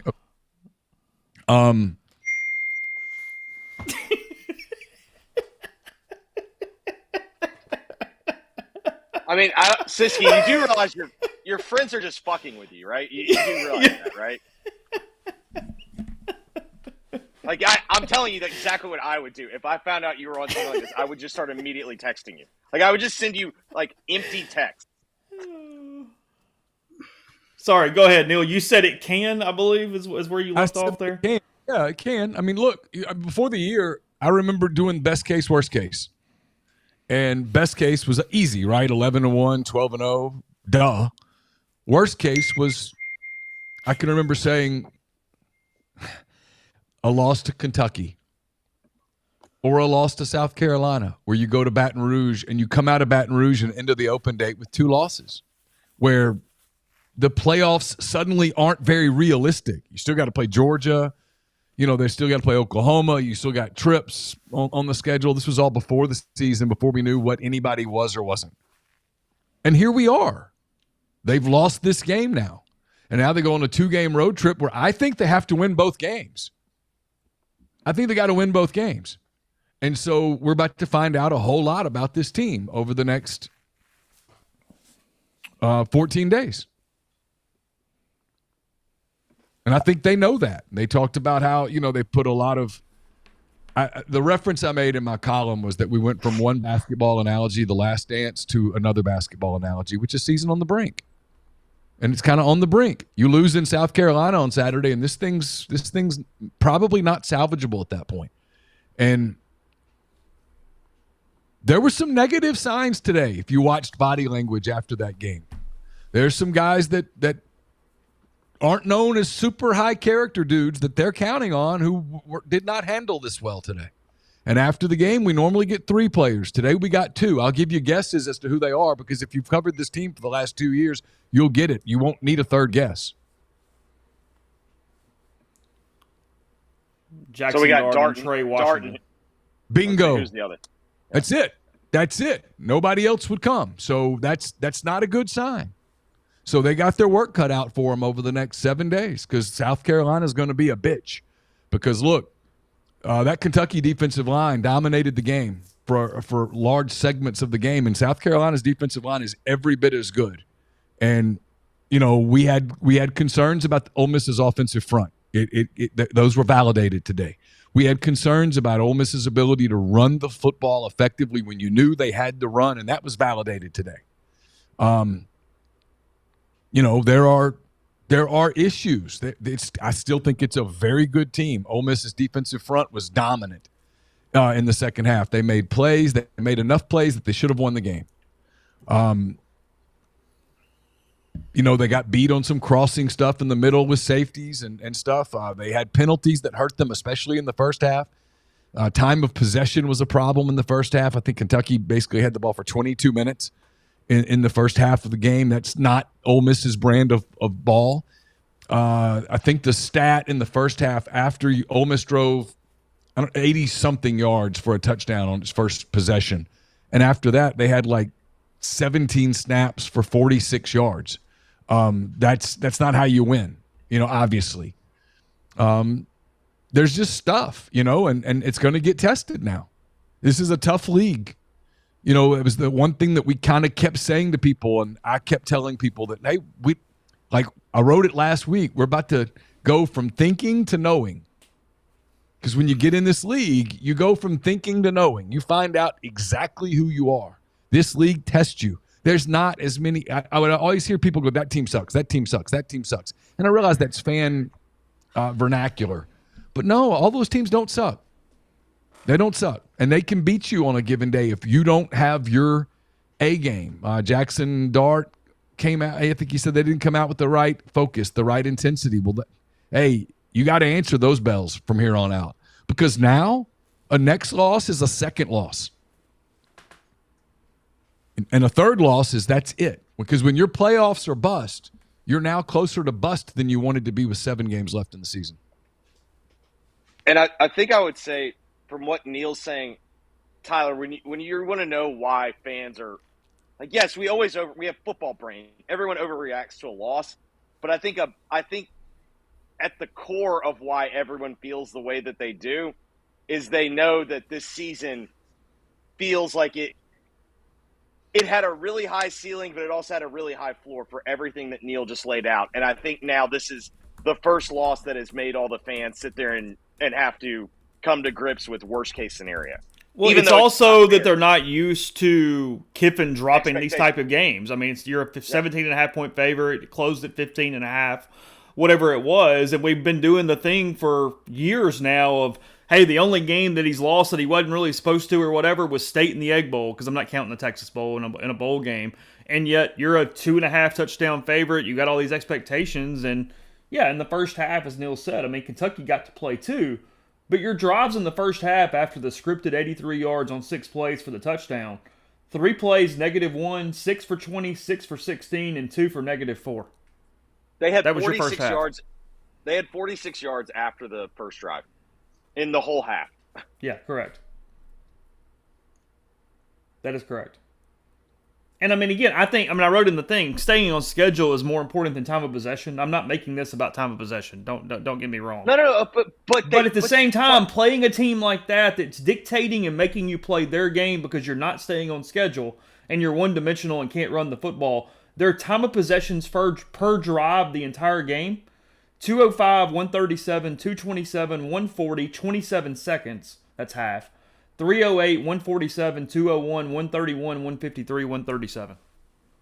Listen, I get that this is not like amazing analysis, but also sometimes when you don't have the football for like 20 minutes of real time, like you start to press a little.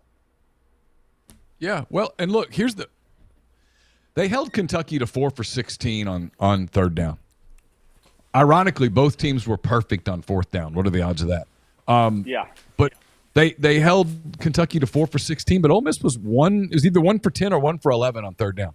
I mean, that tells you two things. One, you're not executing. Two, you're not protecting your quarterback. And three, you're behind the chains on a lot of third downs. And look, Jackson Dart said this, and he's right. In this league, third and long is a nightmare. You're in a league full of defensive linemen. Everybody's got a couple of these guys off the edge who are freaks. Kentucky had a couple of those. They had that dude in the middle who was just a beast. I mean, number 0. Walker. I can't think of Walker. Is it Deion Walker or something like that? Yeah, he's a player now. I mean, he's an elite player. He's a force, and I thought he was very disruptive today for Kentucky. And when you're 3rd and 7, 3rd and 8, 3rd and 12, yeah, they're just Tyler. You know football 100 times better than I do. Your percentages on those plays just aren't going to be awesome.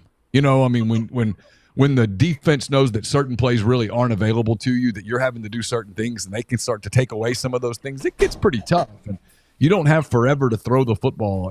And Dart got sacked 4 times, but he got hit a lot. And Ole Miss sacked Vandegrift 5 times. He got hit a lot. But that game, from a pace of play, if it were a basketball game, Kentucky was playing its pace. They were playing the way they like a game to unfold. That was exactly the way that if they drew up, here's how we win this, that's how they draw it up. And for Ole Miss, that's not who they are. They're a quick strike. And they had opportunities, man, in the second half, especially after that game swung. They had the ball up 4, and they went 3 and out. That was a key possession right there where they needed to do something. Go at least get 3 points. Go get points. Kind of make an announcement a little bit. Yeah, that's the thing is like they just never. I know they're a quick. I know Chase, you're reading out all the times of possession, all that stuff, but that's who they are. I mean, I understand that it didn't work today, but it's worked for how. I mean, when was the last time they lost a home game? Was that Mississippi State 2 years ago? Yes, it's been almost 2 years. So I mean, it's worked. Yeah, I think so. So I mean, if I told you right now, if I told any Ole Miss fan, now look, guys, here's the deal: we're going to be really quick strike. We're not going to have the ball a lot, but you're not going to lose but one game in the last 2 years at home. Would you take it? You damn right. Everybody line up and take it. Like it's one game. Okay, it's one game, and I've said this, and this is why I guess nobody had this on their bingo card tonight. But at the end of the day, and this is my big thing, is it's early in the season. All right, one game does not take you out of the playoff. You cannot. You have to be careful, and especially kind of talking about what Neil was saying towards the end with body language. You got to be very careful in today's world how you react this week as a coaching staff, because you'll lose them, and you'll let one loss cost you two. Look, the truth is, yeah, you got to go win. No shit, you've lost one. Nobody is surprised that you got to go win, and so you got to find a way to do that. But you cannot allow one bad day ruin the rest of the year. You got to move forward, because it can, especially in today's world with the hired mercenaries that we got. You have to find a way to motivate them to understand, hey, this is what we did wrong. This is what we got to do better. And then this is the biggest week of Lane Kiffin's career at Ole Miss. 100%. Like you're about to see everybody talks about how Yep. This is how everybody talks about, okay, things he learned from Coach Saban, all that stuff. I've said this on my and Neil show, and Chase, I think you've heard me say this before. I probably said on y'all's show at some point. The thing that was probably one of the most, I was shocked. I didn't. People, what do you expect? What did you not expect? When we lost games, when we lost one every year, I was expecting the next week to be fire and brimstone, man, just being a freaking grind. The week after losses at Alabama were the easiest weeks of the entire year. Now, when you guys had to go line up and play damn Tennessee, Chattanooga, and freaking Furmans and shit, it was like you're getting ready to play the Patriots, and you couldn't do anything right. You got your ass ripped every 13 seconds. It was just a brutal day, brutal week. Or if you went out and beat the shit out of somebody, like I remember we beat Mississippi State. I think they were ranked one in the nation or something. We beat them, and we had LSU coming the next week. You would have thought we got beat by 84 points at home. Like it was totally different. And so I think Lane, especially in today's world with the hired mercenaries that we have, I think you got to be very careful and get them to play because you're good enough, because the defense is good enough. Lane will get the offense figured out. That's what he does. That's why he's getting paid $9 million and probably 12 here after this year. That's what he does. Just relax. No, I agree with you on the whole drives thing, but this is undeniable. This is the fewest plays they've run in the last 2 years. They only ran. I mean, we all understand the shit didn't work today. They lost the game. I got it, but it's one deal. But that's what they do. They do this shit. They've been doing this shit. You got that. But yes and no, Siski. The one thing I will argue with you about, though, a little bit is they also run the football. He's pretty balanced, and they cannot run the football. They didn't try. They spent an entire half just not running it. Yeah. I told Chase this in the first half. I was watching it, and I couldn't help but wonder. And look, I don't know this. I'm asking as much as I'm anything else. I mean, I'm not. I've outside of a powder puff game when I was 16, 17 years old. I've never coordinated an offense. They seemed like they didn't trust the run because they certainly didn't go to it. That was the part that didn't look like. A link. I mean, I've covered. This is Kiffin's 5th year. I've covered every game. That was the part that didn't look like the Kiffin part. It was like almost sometimes in the past with Kiffin, it's we're going to establish the run. We're going to establish the run, and it was like they just didn't trust it. And some of that, I wonder if that's because Kentucky ate so much clock that the possessions were so valuable that you had to maximize them. But on the other hand, I couldn't help but wonder if we just don't know that we have the OL to dominate, and we don't have the one running back to just go make it happen against SEC teams. And to me, that's the one fair criticism of Parrish, of Jones. Yeah, they can dominate CUSA, Sun Belt, bad ACC, whatever it is they've played, obviously FCS teams, but are they the kind of back that can make plays in an SEC game? And I don't know the answer to that. I mean, today the answer was not really, but there weren't a lot of opportunities for them to run the football, and that's the part that didn't look like a Kiffin offense to me. I thought Parrish actually played pretty well when he was in the game. That was what I was about to ask you, Neil. Did they say anything about in his injury or what was the injury? I guess is the question. Oh. No, the only injury I know of from being down on the field, I can tell you that Princely Amanmielen has a high ankle sprain. That's literally it. There was no injury update on Parrish. I mean, he kept going back in there. I thought it was just kind of a stinger on his shoulder that second time. I thought the broadcast said it was an ankle, Chase. I mean, he might have. I have no idea. I don't know. He had an ankle early and then came back. Yeah. In the fourth quarter, they ran started one of the drives. They ran basically a speed sweep with him but off of stretch blocking, and he could have put his foot in there and hit the crease, and he looked like he couldn't put his foot in the ground, and like he was trying and he couldn't, and then he came out that play. That's why I was wondering if it was an ankle, because he couldn't there was a lane there for him to put his foot in the ground. And again, he wasn't going to score, but he was going to get 6 or 7, and he ended up getting 0. And I was wondering if it was a lower body injury. Siski, let me ask you this. I mean, we're talking about all this, the lack of a run game, because, Lane early in his career at Ole Miss would just force it no matter what and say, hey, we got to run the football, got to do this. We're going to at least show it to them and make them have to do whatever when you do that. I mean, how much is that abandoning for what we're talking about, and maybe we're right, and how much of that is simply the RPOs we're calling for pass plays? Definitely some. I mean, I know he threw. I mean, Jeffrey, I don't remember what the number you said, 7 maybe. Those were 7 of 11. 7 of 11 to Trey. Those were run plays on first down. Okay, now all of them were completed for 4 yards. So again, is it a pass in the stats? Yes. But it was a run play. You got 4+ yards on first down. That's the goal, is 4+ yards. And so you know what I'm saying? Like, it's not necessarily he's abandoning the run. Like, he was trying to the second half, I thought he was staying on schedule by throwing those, and because they were giving it to him. So it was an RPO. He was calling run. He was trying to start the drives with positive yards. I thought that's where they made the adjustment from the second drive on, because that was killing them to start, because they were trying to get in pass happy. They were actually calling RPOs.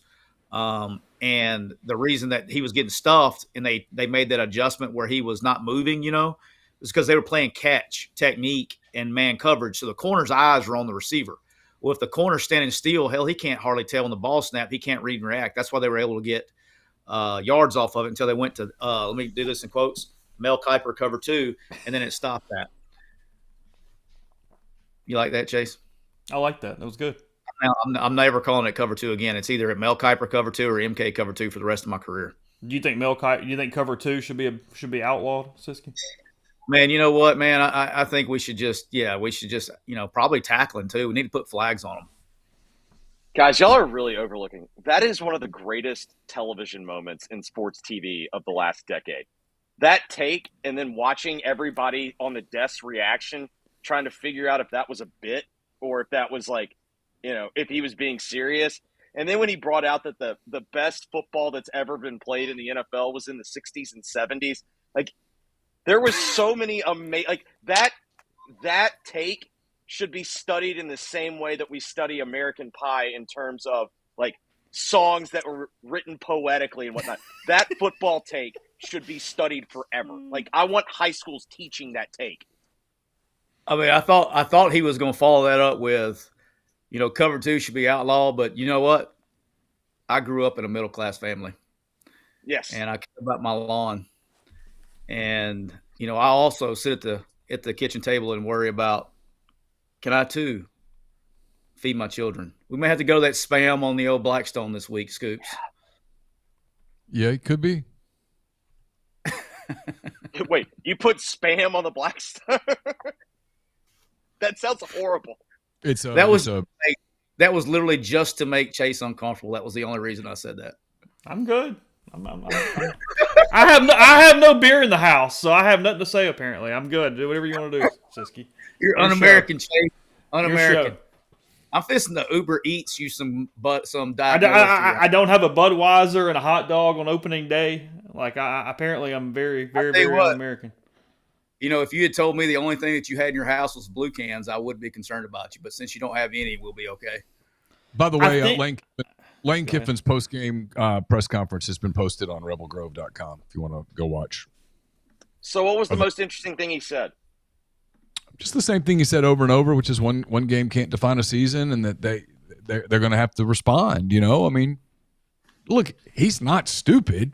He knows this is a playoff or bust year. It's the last dance. It's all that stuff. Well, 2 losses will put you like on the precipice, and they've got one of them now. So, I mean, before the season, this was not one of the games that people talked about being losable. Well, it's lost now. I mean, it's done, you know. So you're going to have to make up this loss somewhere else. So now the LSU, Georgia, Oklahoma swing, you got to win 2 of those games. I did go. I'll get back to the football in a second. I did get an answer for you, Siski. When I went and get a refill a minute ago, I went and looked. I do have 2 beer bottles in the fridge outside. I have 2 beer bottles. Well, what are we doing? Let's participate. Come Somebody come left them here, obviously, because I did not buy them. But there's 2 Shiner box in the fridge. Do we know what the born on date of those bad boys are? I don't know. I have to. If y'all keep talking about beers, I'm going downstairs to grab it. Hey, Scoop. Cherry. This is really good. I still have a really notebook to write. You need to try this. This is really good. I can't highly recommend this enough. All right, I will try it. Your concoction, your lake water. No, I'm not joking. I mean, I know. I love But our guy. you haven't Bob. tried that with any other flavor. No, just Scoops had sent me a either a tweet or something last week or whatever it was. Someone sent it to me. It was like an Instagram reel or a TikTok or something, and so I sent it to Tyler because they said that. It was one of our listeners. Her name was Kim. She wanted to make sure that Tyler saw it. So I got it. Kim, thank you. This is actually really good. Like I'm not even bullshitting. I imagine she'll be thrilled to know that you gave it. Yeah, that's good. So it's kind of like a good Arnold Palmer. You know, the amounts of both matter. Like how much of each did you do here? Hey, do you got a rain at the house, Scoops? Yeah. Oh, he's already gone. He's walking out to get a beer. No, you make an excellent point. The proportions definitely have to matter here. It sounds like. Yeah. So what proportions of each are we doing? I drank this out of I drank beer like I did that much. Can you see? He took a big sip out of the beer. Okay. And then I filled it to the top with rain. So really, the rain is only like 15-20%. Yeah, that's a good number. And that's enough? Dude, I can't even taste the beer. It tastes like cherry. I mean, do you want your Arnold Palmer lemonade forward or tea forward, Jeffrey? I like more sweet tea in my Arnold Palmers. Like I like the lemonade to kind of be like the lemon replacement, if you will. I know everybody's freaked out, but the couple of the posts about how this is not a top 25 team and Kentucky wouldn't do that to you. They played Georgia to 1 point, guys. To Siski's point, calm the hell down. That is an emotional overreaction for this Saturday afternoon. I have never overreacted either. So this is like you should really listen to What's the most you had to keep from overreacting after a loss in your career, Siski? Like where you had to make yourself realize it was one game or the sky's not falling? In a weird way, I don't know if if you had a good team. I mean, either way, whatever you want to do. You know what I mean? Like if you had a good team, then you didn't overreact. But like when you had a bad team, I wouldn't call it overreacting. You had a bad team, just like, oh shit, here we go. But if you got a good team, there's no sense in overreacting. You just gotta get it and go. And really, that was the one thing. And it was a little later in my career, but in a weird way at Alabama, you were so brainwashed that you didn't even think about losing the game. And if it happened, you're just like, oh, well, we'll just go win the rest of them. And it was like, you believed it. I do think it's important that we don't try to overspin it, though. Like this is a bad loss. This is a loss that could be a crippler. Like there's a lot on the line in the next 6 days getting ready for South Carolina, because now a loss to South Carolina, guys, is a season killer. And if you'd beaten Kentucky, a loss to South Carolina was just going to be sobering, right? Got to bounce back. Got to go get LSU. Now you got to probably get both of those games. The South Carolina game gets really, really big. I mean, this team gets tested, and there's now a scenario that's on the table where I don't know what the date of that is, October the 5th, where your season could be basically done on October the 5th. I mean, because mathematically, a loss to Kentucky and a loss to South Carolina your CFP chances aren't great at that point. I mean, they're probably mathematically really slim. So that's where we are. I mean, today was a big loss. When you drop a game at home to a team that was 0-2 in the SEC, when you drop a game at home to a team that you should beat, you were a 17.5-point favorite. You should win those games. And when you don't, those are like I said, your medal gets tested, and Ole Miss's medal is going to get tested.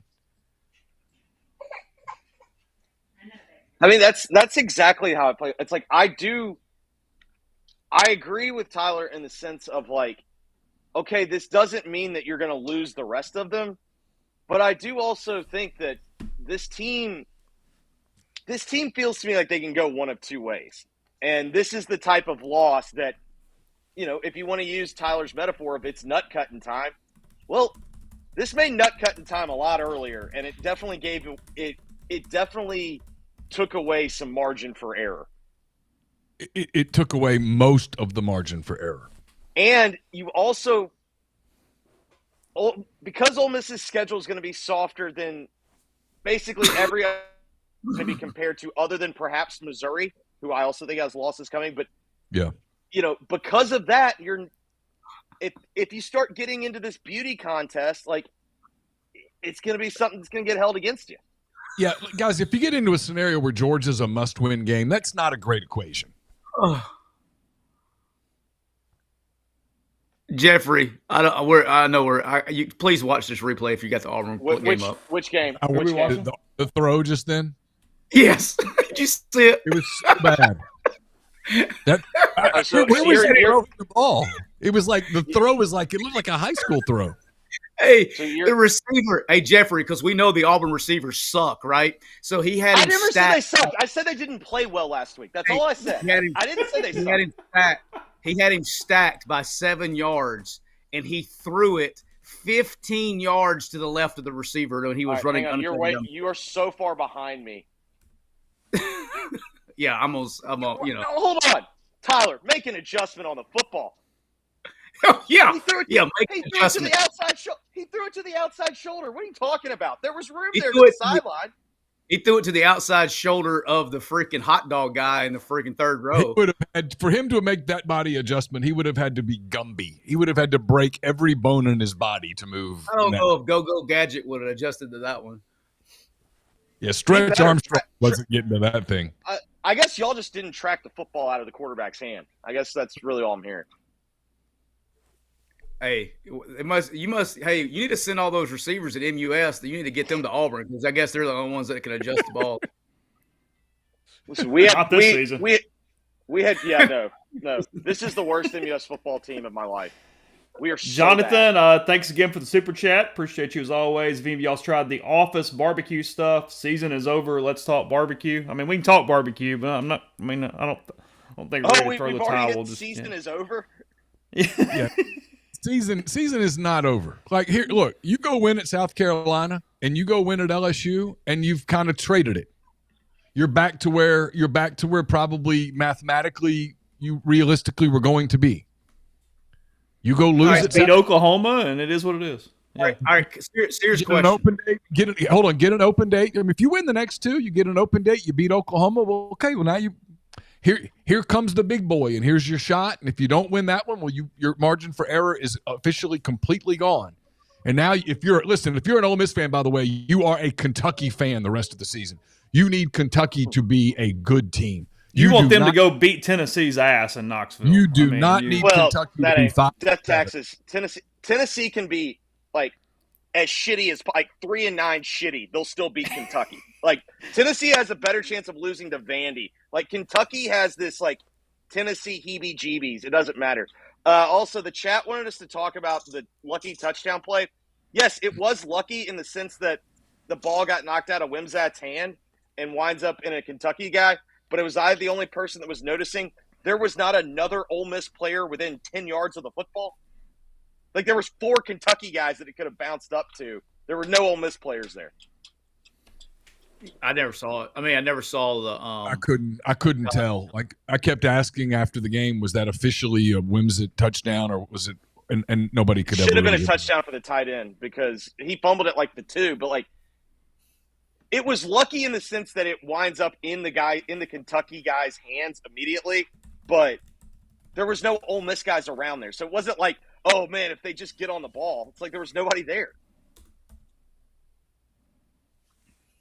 Yeah, they were coming inside out, but I didn't have a. I mean, it was a great stick. I mean, it was a great stick to pop the ball free. I'm telling you what, I really like the. Help me pronounce his name, Chase. Is it Canady? Is that how you say his name, or is it Canady? Canady. I think he's a really good player. I really do. He was very impressive to me today, and 11 was really impressive today. Which one's that one? Receiver or defensive defender is Pooh Paul. That's right. Yeah, I thought he fit really well today. I thought he played really well. Walter Nolan is as good as he wants to be. But 28 I thought played a really, really, really. I mean, he's fun to watch. Like, he is. Those are the kind of guys that you love to have at the nickel spot. I know he transferred from Tulane, Neil. Yes, yeah, he had transferred from Tulane. 2 years ago, had an ACL that basically stopped him from playing his first year at Ole Miss. Man, he made some plays. He played. And I know everybody thinks DB, right? And they're like, oh, we're worried about his covering. He made some run fits, and he did some things in a running game that was like big elite kind of stuff. Like, he's really good. Like, he's fun to watch from a coaching standpoint. I really enjoy watching him. I hate that the only time you get to see him sometimes, see what you need to see, is when you're in person, because sometimes the TV's too tight to see those kind of things. No diddy, but you got to, I think that he's a really, really, really good player. SC got it 3rd and goal from Wisconsin 6, down 21-16 right now. I got no idea if this Williams kid is any good, but I'll tell you what he does have. Or Hawkins kid for Oklahoma, he is gutty. Yeah, he doesn't. You know what's funny about this is he's doing better because he's not as by the book. Yeah, it's more freestyle. It is definitely more. Definitely more out of structure, if you will. Yeah, he doesn't play well in structure, but buddy, when it goes off pocket, he can go. I know this is so I won't say it. I'm not going to say it today, but I will. Go ahead. No, I'm not going to say it. I'm not changing. I'm not changing the subject. No, I think that. Fake. You're so ahead of me, dude. God, that did not work. It is a laugh out loud funny fake too. It had no chance of working. What are we doing, Scoops? What are your hogs doing, Scoops? I don't know what he does. I think he's. That was the classic. He's I don't trust my kicker. He's obviously a really good dude, but he's a really good offensive line coach. I think he's among the worst game coaches that I've ever watched at this level. Damn, Scoops, that's harsh. Yeah. Well, I mean, his ability to read. No, he's worse than Bielema. Just say bad. Like right there, instead of if you don't trust your kicker, then don't kick. Go for it. It was 4th and 3. Go for it. But hey, you missed while you were probably driving. They ran I don't know if you saw it in the press box or not, but they ran a fake field goal from like 4th and 60, and the punter got a first down early in the game. That's which game was that? That's the Arkansas game in the game. Just because it works doesn't make it a good decision. Yeah, almost as Tyler, we're process people here, just like Nick Saban. We don't focus on being a result. Yeah, no, that's the yeah, the result. Yeah, we gotta get just because it worked doesn't mean your process was good. That was a dirty RPO right there in that game. Did y'all see that? From A&M. Quarterback counter going downhill. That's like worse than the slow mesh quarterback counter downhill RPO on the slant. That'll get the wheel backer sucked into the hole. No diddy. How'd you think Dart was today, Neil? You want to talk about? Oh yeah, sorry. I thought Dart was okay. I mean, I thought Dart was all right. Look, when you're third and long a lot, man, it's just not going to go well against good defenses, and Kentucky has a good defense. I mean, I thought he missed on a couple of throws. I thought he was feeling the pass rush. But he made I thought the play to Prieskorn in the fourth quarter was such a big play. I thought the throw to Harris on the touchdown was such a big play. The first drive was a really – he looked great on that drive. Did he play great? No. But I thought he played well enough to win the game. I didn't think he was the reason they lost. Neil, I don't know how you thought about it up from your angle. Like I was telling them earlier before you got on that I thought Kentucky – the receivers did not – I mean, he was having to hold on to the ball for so long, and that just is not the recipe for success with the offensive line. Like he was – they were – besides Trey Harris, they were on everybody else. And if it wasn't straight to Trey Harris, then he was holding on to it and having to move in the pocket. And again, they were just getting the pocket pushed by zero.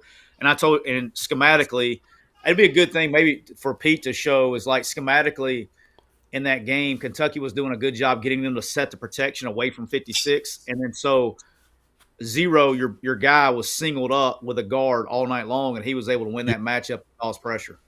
Well, you know what else, Tyler, is that so much of Kiffin's offense in the past has been they use the tight end a lot, and I don't know whether Wright even played. What number is he? 8. Yeah. And then Prieskorn had the one catch late, but that was the first time he was really involved in the passing game. Their offense they're really dependent on Trey. I mean, Trey's awesome. Don't get me wrong, but man, everybody knows it's coming to him, right? And so at some point, you've got to involve other people. Did Watkins have a catch today? No, Neil. I gave this stat early for people, so I know we've got a lot of people that have added in today. Trey Harris had 11 for 176 on 15 targets.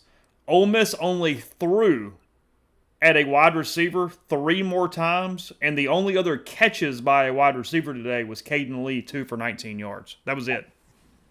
Yeah, that's kind of what I thought. I didn't have the stats up in front of me. I'm kind of loading the AP story right now in case anybody wonders what I'm doing on the computer. But it just felt like the offense lacked balance today. It felt like it lacked flow. It was completely out of sync, and like Tyler said earlier, and I tend to agree with him. I mean, Lane's career, his body of work supports what Tyler said, which is Lane will figure this out. You can tell, I mean, I'm not even trying to like establish a narrative, but this is where we're going this week. They got to hurry. I mean, in an ideal world, today happens. Like I told you, Chase, during like the second quarter, in the second quarter, I said, this team needed this. This team needed adversity. Those first 4 games, guys, they played nobody. And you get sucked into this, my God, they're going to light the world on fire. They're number 1 in offense. They're number 1 in defense. And I'm like, yeah, but they need to play somebody. In an ideal world, and I think Lane would agree with this wholeheartedly, they win this game. They win it sloppy. They win it by like 3 points. They win it in overtime, and he gets their attention. And now, instead of that, you lost this game, and yeah, you got to get you have their attention.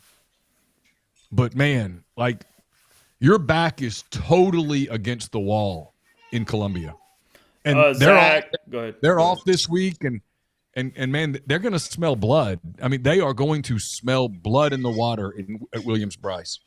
Zach, thanks for the super chat. Says O-line thoughts. Does anything change next week? They need Jaden Williams back. They need Jaden Williams back badly. I thought they missed him on that left edge today pretty severely. I did too. I mean, I hate to single out a player, but hey, guys, this is the NIL era. I didn't think Diego Pounds was very good. I'm with Tyler. Whoever was, and I get it. It's a tough responsibility, but I would like to see the win rate against zero because it felt like it was the only time they won was when he just got tired. Well, he shut it down. And Neil, I don't think you were on at that time. Like we were talking about how when Ole Miss was successful on offense, they were able to stay on schedule and get the tempo going, and zero got tired. And on the touchdown, on the actual run of the touchdown, I was like, maybe Pete, if he's listening, can pull that up. Like he turned it down. Like he just stood up and got out of the way. I mean, he wasn't even trying. They got him tired and not staying on schedule is what couldn't get sustained drives. And obviously, I didn't realize live it was that bad. But when you're whatever, was it 1 of 11, whatever y'all said on third down? Yeah, 1 for 10. I think it was 1 for 10. I think that's right. That is the definition of not sustaining drives. So, you know, I think that was a big proponent of it. Now you just gotta stay on schedule. But again, I'm gonna be the off your bingo card, which you didn't have. The so Pollyanna one of the group.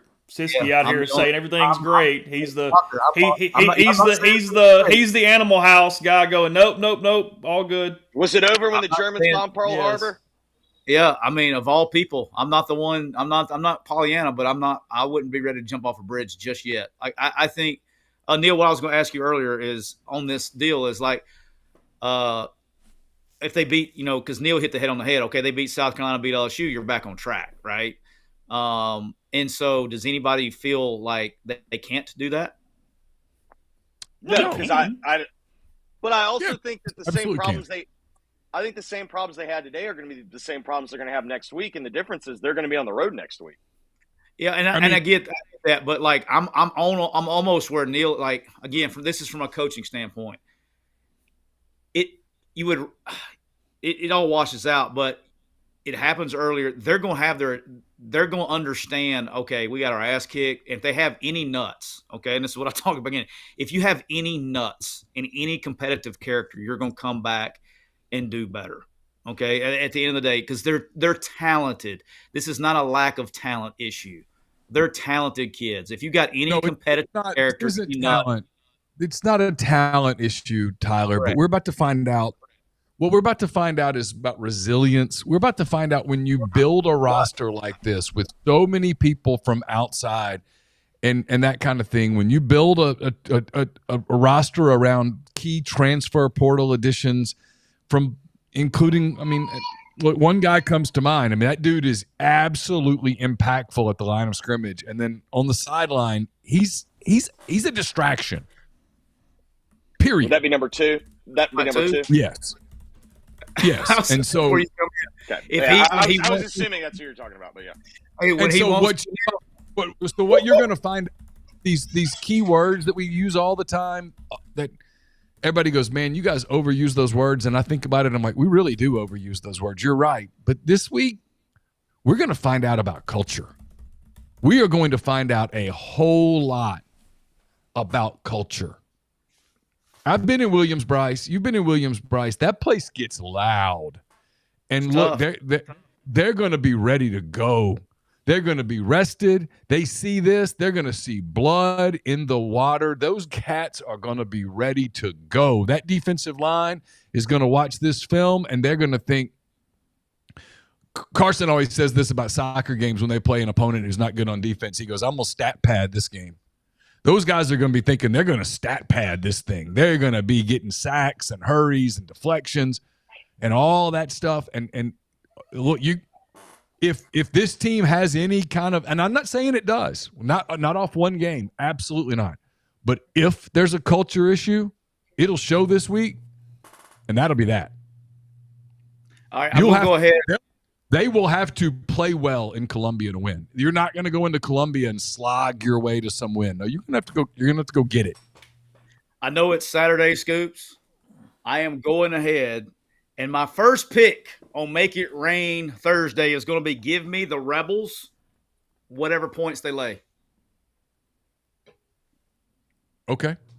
Rebels in the point. I don't even care. What is that line? Don't even care. I'll go Ole Miss minus 5.5. I'm taking the points on Saturday. This is where it gets difficult because, like, Kentucky power rated even better than South Carolina. Like, you can tell me where this is like Ole Miss minus 10. Say that. What'd you say right before that? So Kentucky power rated even better than South Carolina, and obviously there's been some overlap. But I mean, you could tell me where this is. I don't think they'll offer it, but you could tell me this thing opens at Ole Miss -10. But I think it's going to be over a touchdown. Is power rankings kind of like PFF? No, power rankings is what Vegas use. Power rankings are what Vegas use to set lines. Like they give every team a number and they set the line that way. Yeah, these are legit. These are legit. I was just messing with Chase.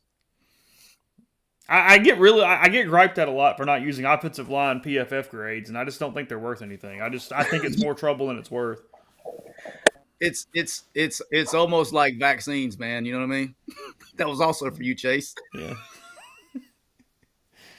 What number diet Miller are you on now, Siski? You had to catch up. What are we doing? 7. Are you just laying them over there? Yeah, 2 of them. They're just sitting on the table? No, the ones that are empty are. That's what I meant. Yeah.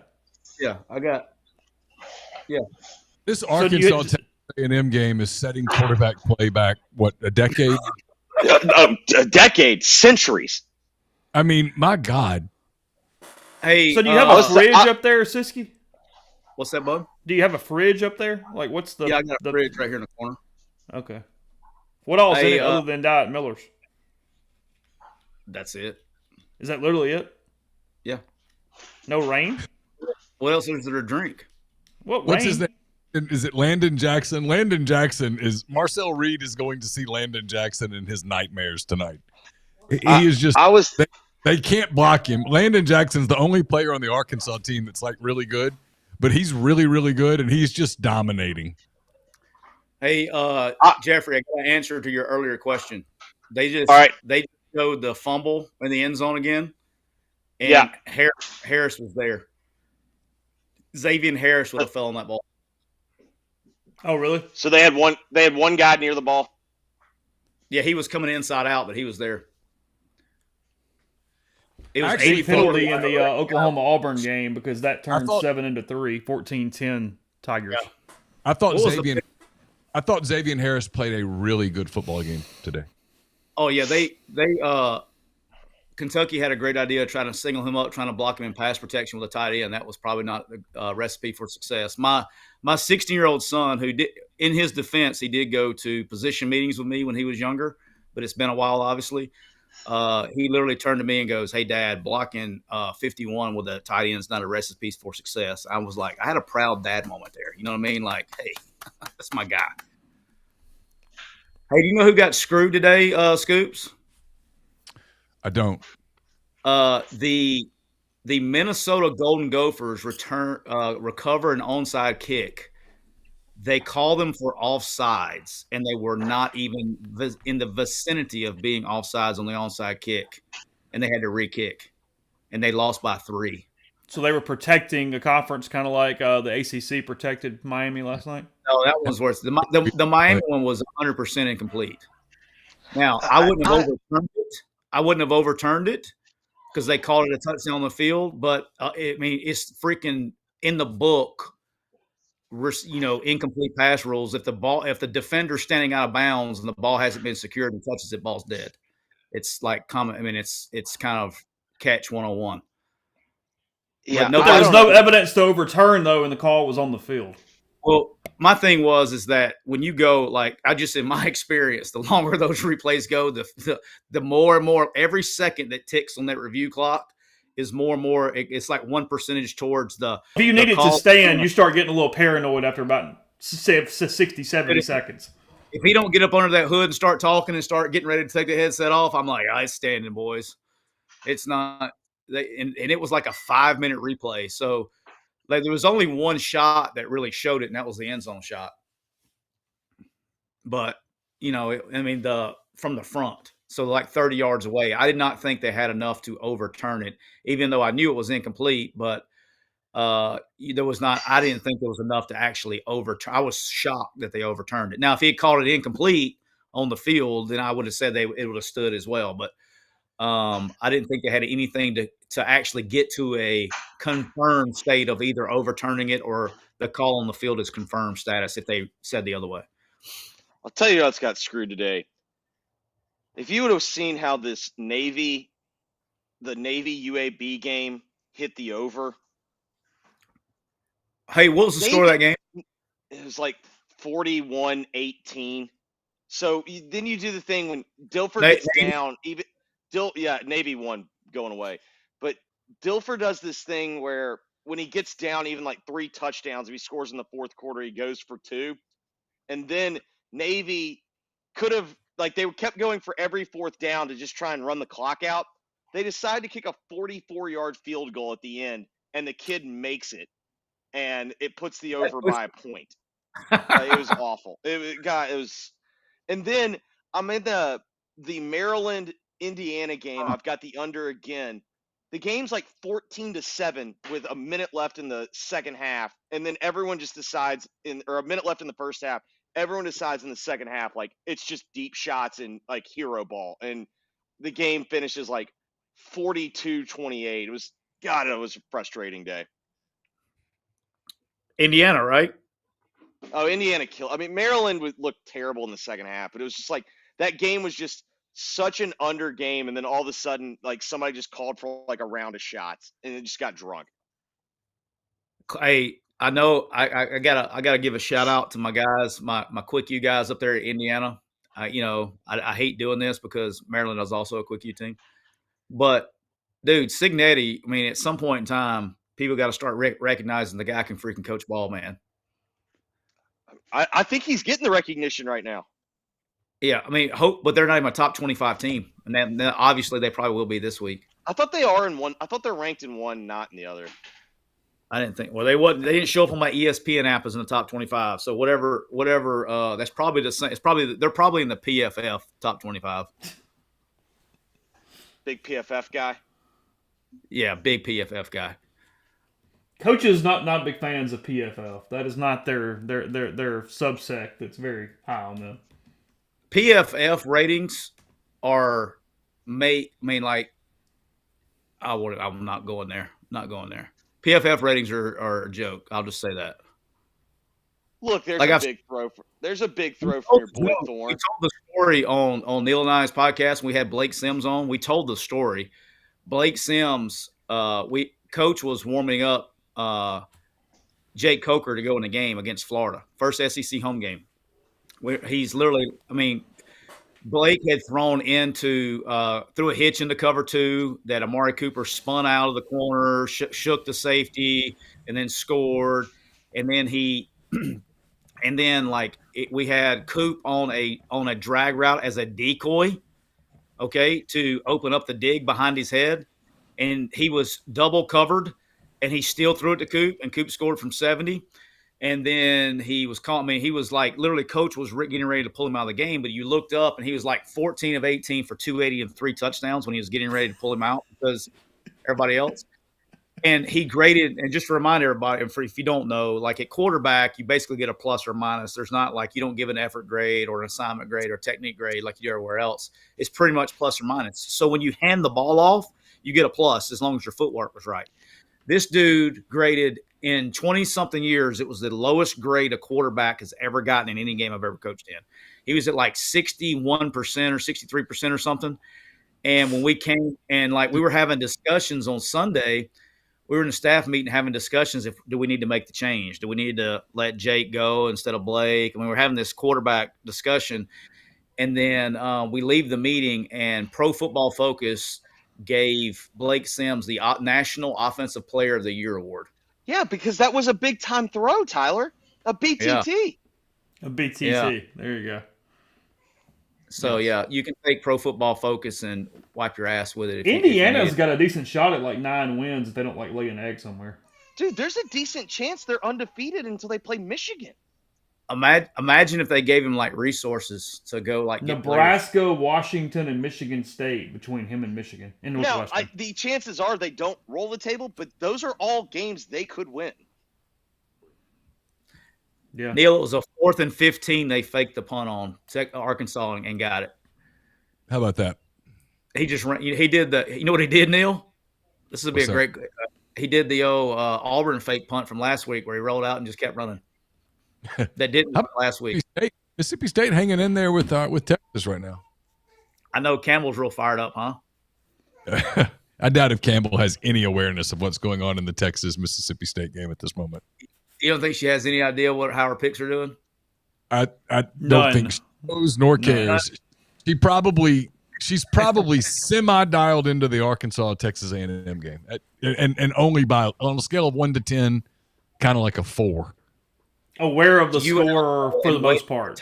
She's aware of the general part of the score, but she's also aware of how much Aperol is left in the bottle.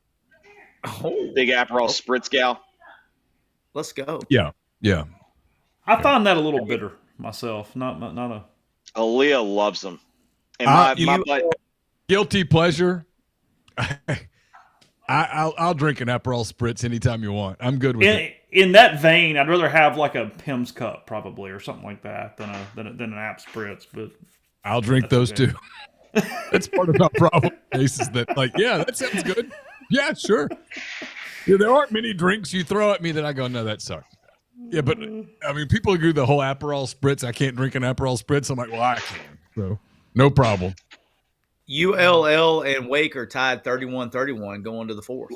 That's because Wake just ran a big drive. Like ULL was leading. Yeah, they're not bad. They're good on offense. I was kind of underwhelmed with them on defense. Why? Let's see. What has Texas done? Like, I'd like to see per play. Yeah, I'll go back and watch. Because Arch's stats are like off the charts. He was like 14 of 18 for 2 something and 2. He's 16 of 20 for 211, 1 score, no interceptions. They must have fumbled. Yeah, they fumbled twice. I haven't even looked. Go look at their third down conversions and tell me what they are on third down. I haven't even looked. By the way, did you guys? 6? They're not terrible. They're 2 of 6. What? They're averaging 8. They're averaging 8.2 per play. They turned the ball over? 2 fumbles. That has to be it. But we'd love for Aperol to sponsor us. Yes, quote wherever you like. That's fine. Hell yeah. What are we doing? What are we doing? Somebody said, "Can I quote you on the Aperol spritz thing?" They'll probably sponsor you. Carson, I will tell you, if there's anybody in here that has a Diet Miller connection that would like to sponsor the team y'all played in. Advertise McCready and Siskey, I promise you it will get we will get canceled by the third episode. Yeah. But I mean, it's proof of concept. You're a real customer. Hey, proof of concept, dog. Yeah. What are we doing? I don't know. Neil and I like the prosecco and the champagne and the spritzy stuff. So I mean, whatever. So did you put the rate in your beer? You didn't even tell me. I haven't went and gotten the beer. I've got bourbon in front of my. Plus, face. we also don't know if does Shinerbach pair as well with. That's Total true. Rain? It's a whole different profile. We don't know. It seems to me that Miller that's a little heavier than the yeah. Miller. Yeah, I'm just saying. I'm actually like. Oh, Rebel Doc says he's a rep for them. They sponsor the tent. Neil Aperol. What are we doing? This isn't hard. What's that? We have an actual Aperol rep in the stream. Oh, how about that? Well, yeah. Listen, I apologize. I was talking to Carson. If you'd like to sponsor a radio show in Memphis, I got some space for it. Listen, if you want to be the official liqueur of MPW Digital, we can make that happen. Okay. Hey, Scoops. Hey, I call dibs first. We got space right above where that Bet Online thing was. We can make it work. We can make it work. We don't. The rule number 1 of MPW Digital is we don't worry about space. We make space. Yeah. We're in NASCAR. And we like all the alcohol combinations. Yeah. I mean, that day Neil and I were at Ronnie and Melanie Musgrove's, and she was showing the new way to make the mimosa. We're both like she was a chemist or something, going, "Hey, fantastic! Yes, do all of it. It's awesome." Well, that was like I'll go ahead and spoil some of the fun in the event that Scoops does not win our competition. In the shirt that we make, I'm going to make it as NASCAR-y as I can with all the advertisements everywhere. on the shirt that we make. So that I think that would be great. We can add just another one. Just put it right there on the chest. We can put one across his face. You know, we can tattoo one. It'd be great. I'd love to hear how creeped out Katie George gets when she has to interview old Hugh. Oh God. Molly McGrath had a strong day today. Yeah, Molly always has the picture. What joke did Hugh make? He was laughing and making a joke there. Anybody got volume on? I didn't have the volume on. You could just tell though. Like it was so creepy. He said, "Hey, I'll DM you after the game." Yeah. Oh wow. She's married to some soccer player. Really? Yeah. Scoops, you're out of control. He said he said, you know, your husband, he can run all day, but let me tell you. Yeah. Bet Not your today's husband Scoop. doesn't have a perfect play calling record. Pop What pass. is what's the SC Wisconsin situation? I It hadn't was seen it. 21-17 last I checked. Let me get you an update. Okay. I'm watching, all kidding aside, because nobody wants to watch on Peacock. I'm watching the better team lose a football game because they're stupid as shit. Well, they've been better. They did not start the game better. I know, but they scooped over his freaking head. They fumbled the ball inside the 5, and they're only down 10. I mean, like, they're giving them this game. SC is up 24-21 with 50 seconds remaining in the third quarter. Wisconsin's got a little bit of a drive going. It's 3rd and 5. This is a rough look for Oklahoma, fellas. Yeah, Auburn is kind of working them right now. They put up 20 points on offense. They put up 3 touchdowns. This is a rough look for They call Oklahoma. it working them. They found a way to score 3 touchdowns. And Oklahoma, low key, might have the toughest schedule in the conference. I mean, I'm going to be honest. Of the 4 teams Florida. No. Look. Don't look at it in order and look at it game by game. Hold on. Of the 4 teams, that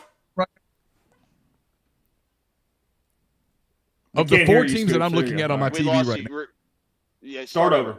Oh, can you hear me now? Yep. We hear you now. Yep. Start over. Okay. Of the 4 teams that I'm watching right now, Auburn, Oklahoma, Texas A&M, Arkansas. I mean, this isn't even a hot take. Oklahoma's the worst of those 4 teams. They have no offense. The other 3 teams can at least generate something offensively. I can't figure out what Texas A&M is. Well, I mean, They they're talented team with no.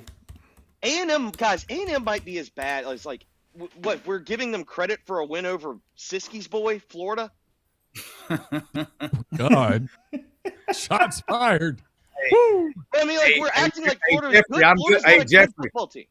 Jeffrey, I'm quick-witted now. Be careful. Okay. Oklahoma is going to fall as of right now. Again, they're down 2 scores, falling 3-2. They would fall to 3-2 back-to-back losses, and the rest of their schedule is Texas, Carolina, Ole Miss, Missouri, Alabama, and LSU. Yeah, they don't have like an E. There's no like bad teams, but like, I mean, there's a chance. Listen, there was a chance whoever loses this game misses a bowl. Mm-hmm. Yeah, 100%. At least they got, like, I would much rather be shitty on offense than shitty on defense. At least they give themselves a chance. But they're not good on the offensive line. They're playing a kid that's his first start, and they're out. I mean, officially on the injury report, their top 5 receivers are out. I do not know how many penalties the defense got today, Joey. The Ole Miss defense had 18 or 19 penalties on the season heading into today. I can tell you today, they had 5 defensive penalties today. They had 12 defensive penalties in coverage coming into today. That was what my question was. Does it tell you like where the penalties came from, Jeffrey, whatever you're looking at? Yeah. So I can read you down and distance and game clock. The illegal substitution was 1st and 10. They had 12 on the field. Yep. Offsides was 4th and 19. I believe that was a punt. That was offsides. That was on a punt.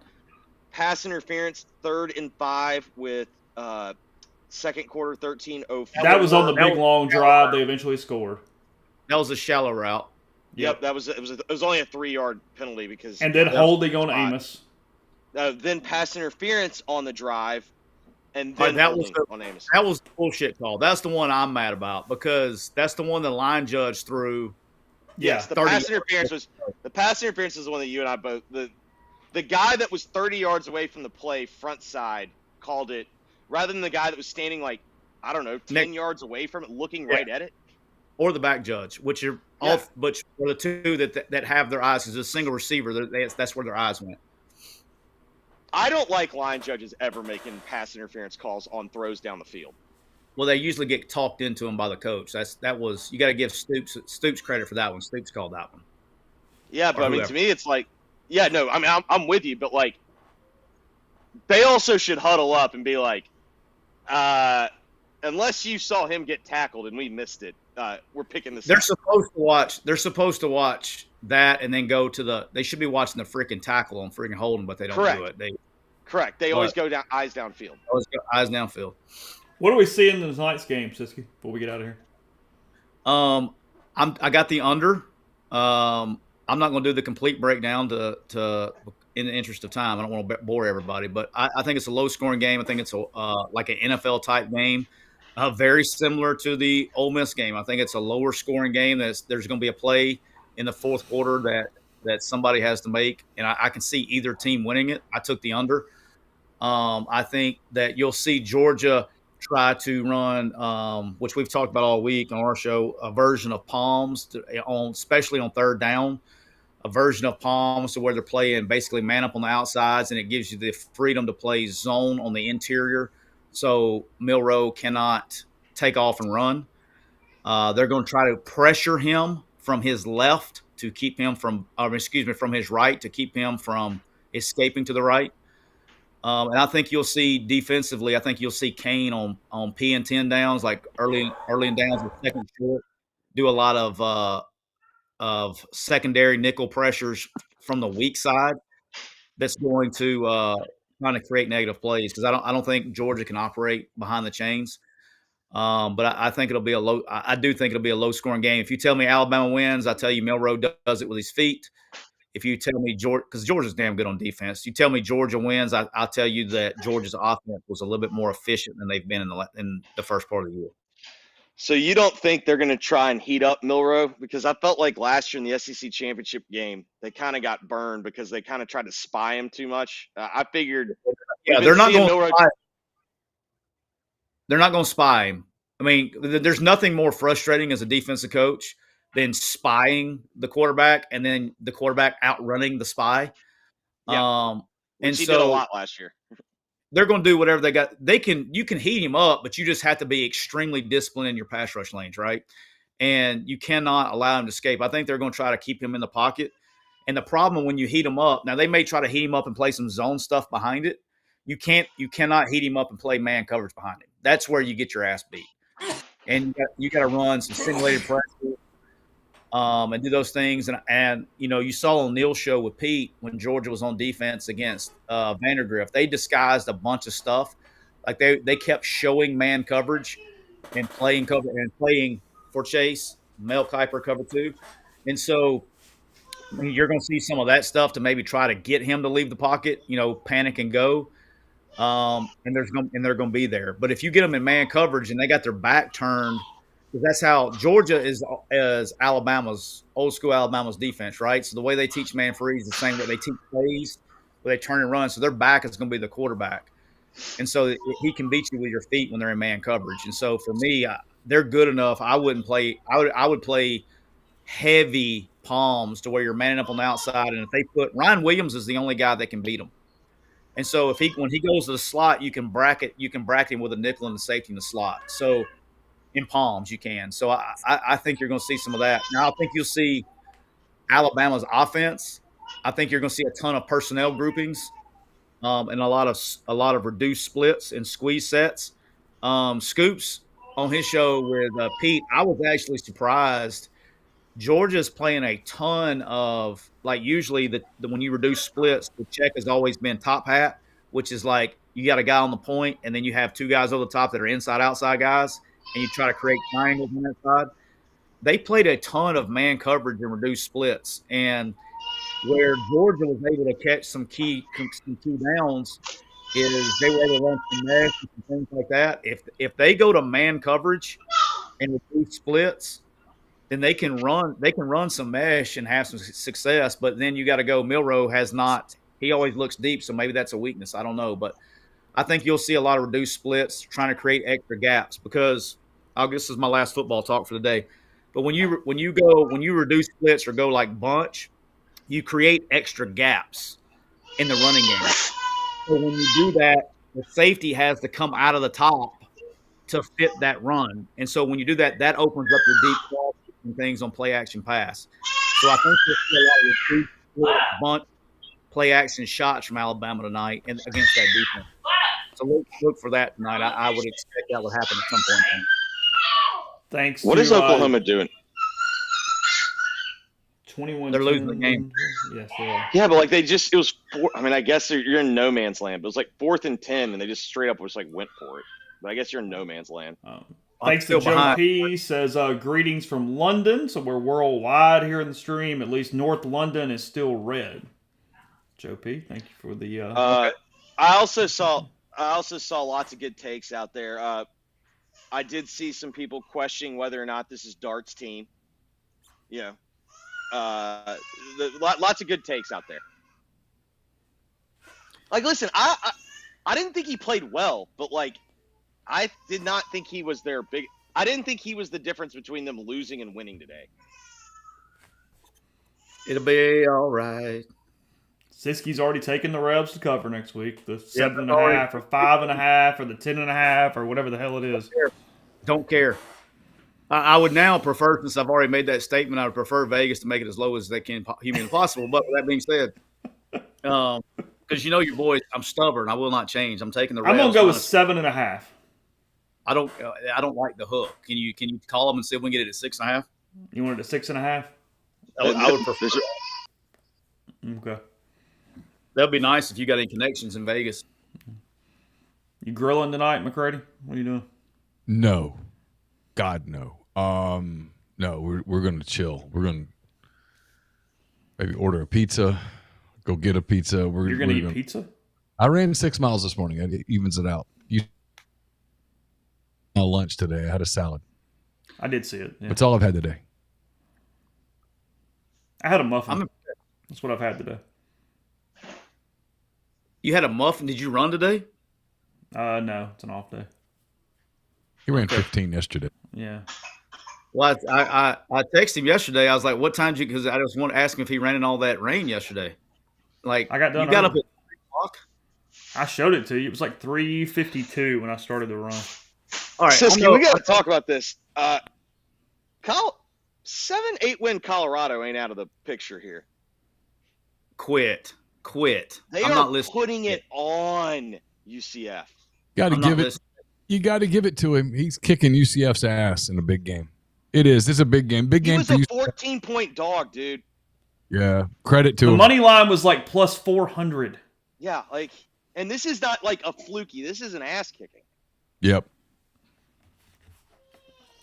Not doing it. I just, out of principle, I refuse to do it. Okay, but look, I don't like it either, but I'm just saying. He's got 3 scores now. I mean, congratulations. The corner fell down on a go route. Yeah, I don't know, man. You tell me. But if Hugh did that, you'd say he schemed it up.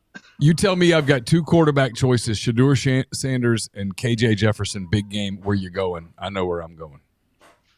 But you didn't see Shedeur throw it across his body for a pick a minute ago. Yeah, but I've seen KJ do some weird stuff. KJ's been awful today. Let me see if I can get those numbers. He was awful last year, so he's been awful for a year and a half now. Siski's point. KJ grades out really well on PFF too. So yeah, he'll probably be the leading passer in PFF this week. So last day here, Siski. So Lane's going to come in tomorrow. He's going to throw it in the trash. What's he going to tell the young gentleman tomorrow? Don't throw it in the trash. Learn from it. No, not tomorrow. So or whenever they watch film, it'll be a real day. It'll be honesty. Like you gotta tell the truth Sunday. Yes, tell the truth Sunday. You got to sit there and you got to address, like, you can't be afraid of, like, it's not like you just, like, it's not Pollyanna, but you got to usually when something like this happens, if you got competitors on your team, which I think they do. I mean, I really do. You gotta address it, and if they have, like I said, this is not. I mean, I know I was being funny a little earlier, but I'm not really. Like, if you got any nuts about you as a competitor and you have any pride in your performance, you're going to realize what you did wrong. You know you're good enough to fix it. It's one thing when you're not good enough to fix it, okay? It really is. That's a whole different conversation. Ask me how I know, okay? It's one thing when you're not good enough to fix it, but when you are good enough to fix it, if you have pride about yourself, okay, and you are a competitor and you want to do a good job, you'll pick yourself up off the mat. You'll realize there's not shit that you can do about it. There's not anything, there's no time machine. You're not going back and fixing it. But what you can do is you can fix it moving forward. And they know in the kind of the good, I know it's a weird thing to say, but in a good way, everybody in America knows what's coming next week up front defensively. Yep. You have a way right now, you have an opportunity. See, I don't call those as like, oh shit, look who we're playing. That's an opportunity to shut everybody else the hell up. Okay, you got a chance to come out and fix it next week. And I think Lane is arguably one of the freaking best offensive minds that's been out there. He'll know how to, he will have an answer for it. I mean, he doesn't get paid $9 million because he's good at yoga. Okay. He's a really good football coach. And so let him go do his job. Let the cook, let him go fix it. And like I said, if the problem was on offense, that's for me, that's a little bit more, okay, they'll be all right. If the problem was on defense, you'd be like, I don't know. But their defense is playing really well. They fit the run today really, really well. They fit the run really, really well today. And then in the secondary, I thought the secondary played really well. I really did. I maybe one grab or two grabs, like the one on the third down, Jeffrey, that was, you said it was 3-yard penalty. You could have had some spatial awareness and known that it was 3rd and 5 and just make the tackle and they still got a punt. But besides that, I mean, if that play doesn't happen, the other pass interference doesn't happen because that was later on that drive. So I thought that some of that stuff compounded, but I really do. I think they're good enough defensively to be in every game, and they're explosive enough offensively to make a difference. So I think address it and go. I needed Notre Dame.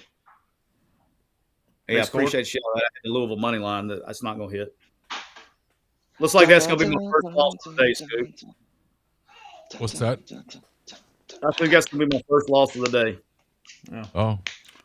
Must be nice.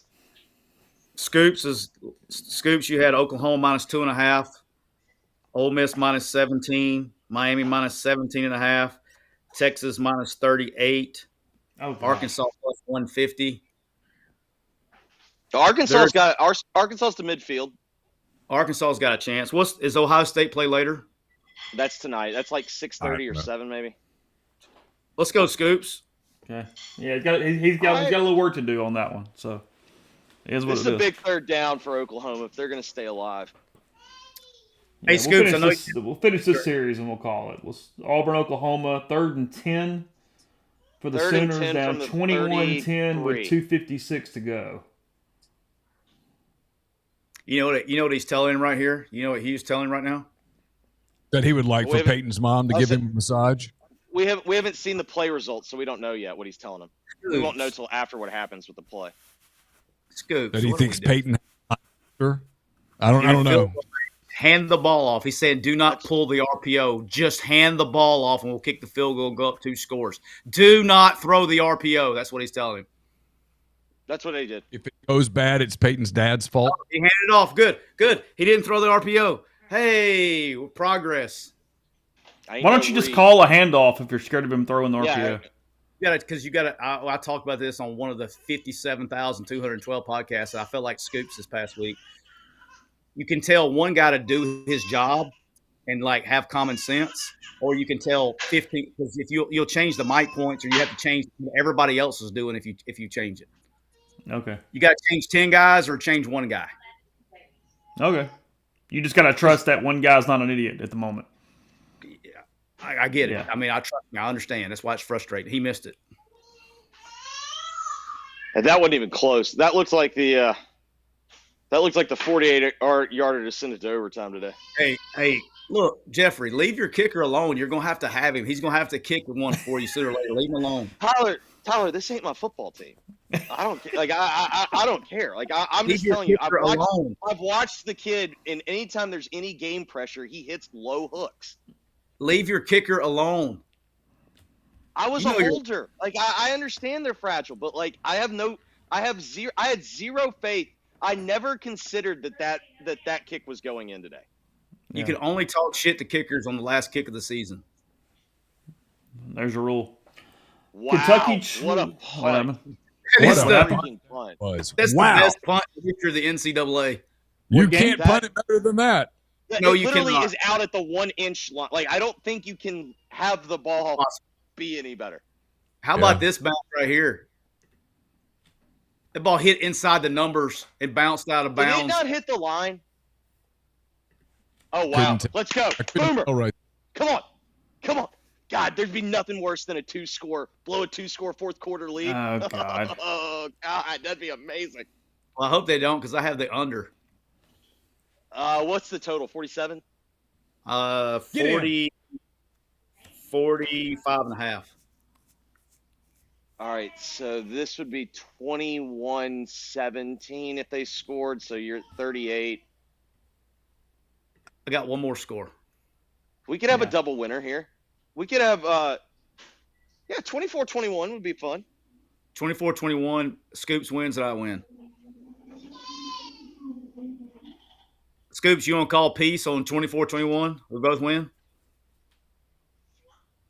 I'm not even keeping up, Tyler. Sure. Neil needs the W's, not the ties. He needs all the W's. I love it. 9 minutes still left. Yeah, plenty of time for chaos there. Did they even have 11 guys on the field? I'm behind you, dog.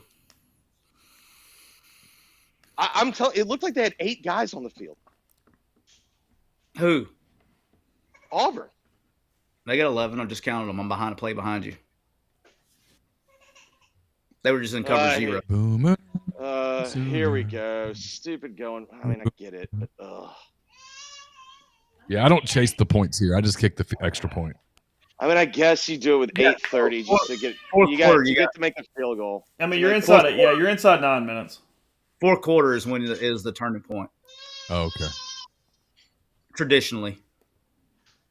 But now with Common Core and turning the page and vaccine analytics. That was also for you, Chase. That's fine. That's fine. Chase, you got any good politic topics you want to talk about before we turn the page? Nope. No hot takes? No hot takes. Hey, Scoops. I think polling is completely irrelevant. Otherwise, I have no political hot take at all. Hey, Scoops, we get – I think it's going to be a really close election. That's what I'll say. There you go. Good job, Jeffrey. Hey, Scoops, can we get Chase on a special edition of the Josh Hendrickson show? I think that would be entertaining. That's different. I can do that if it's in the show. That's fine. I think that's highly.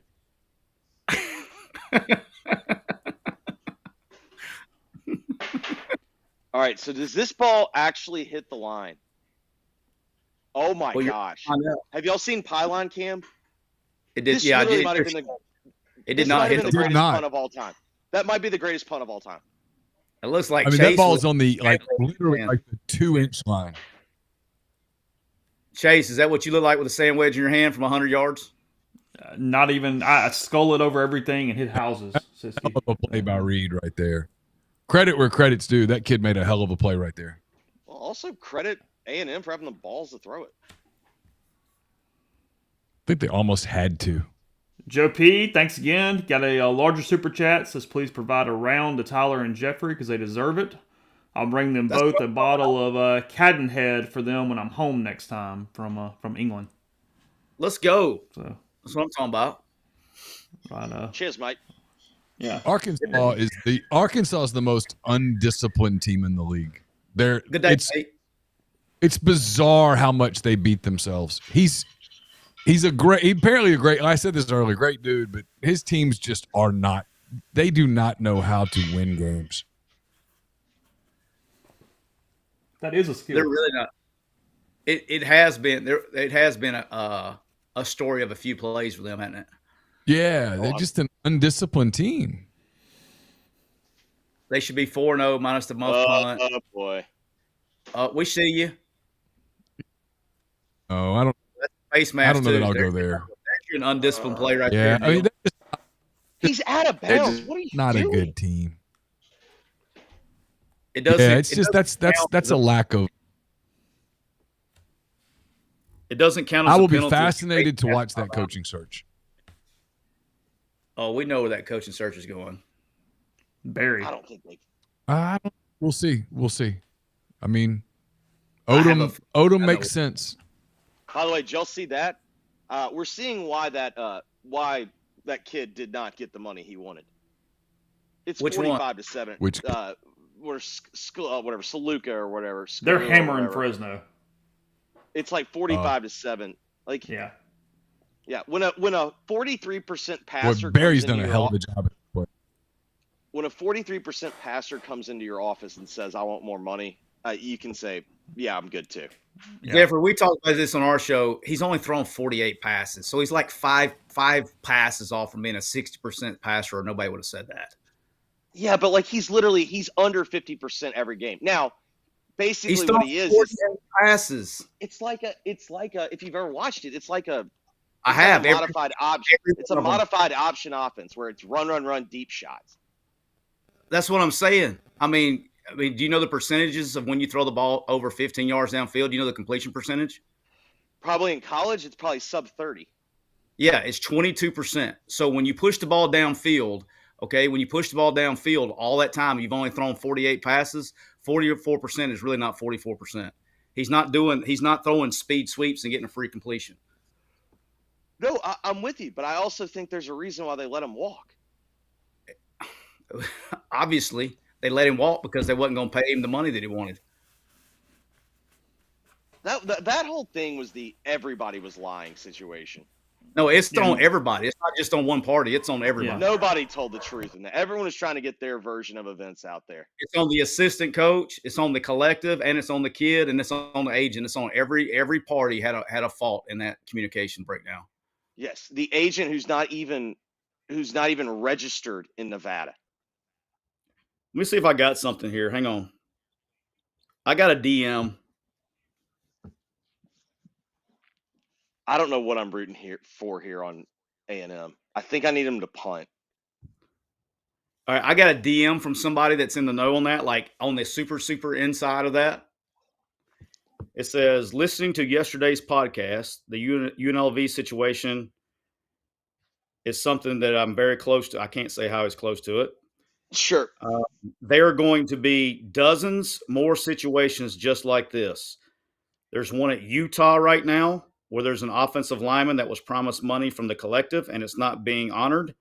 Long story short, the assistant coach thought he had the authority to offer a dollar amount and then after the fact, go to the collective and get it done. Kid's uncle was his agent. It's a mess. Collective is saying they never authorized. And then I can't read the rest of it because it would dox him. No, I've heard throughout the country, there's a lot of kids that are injured. And they ain't injured. Oh, yeah. I mean, it's only going to happen more and more and more.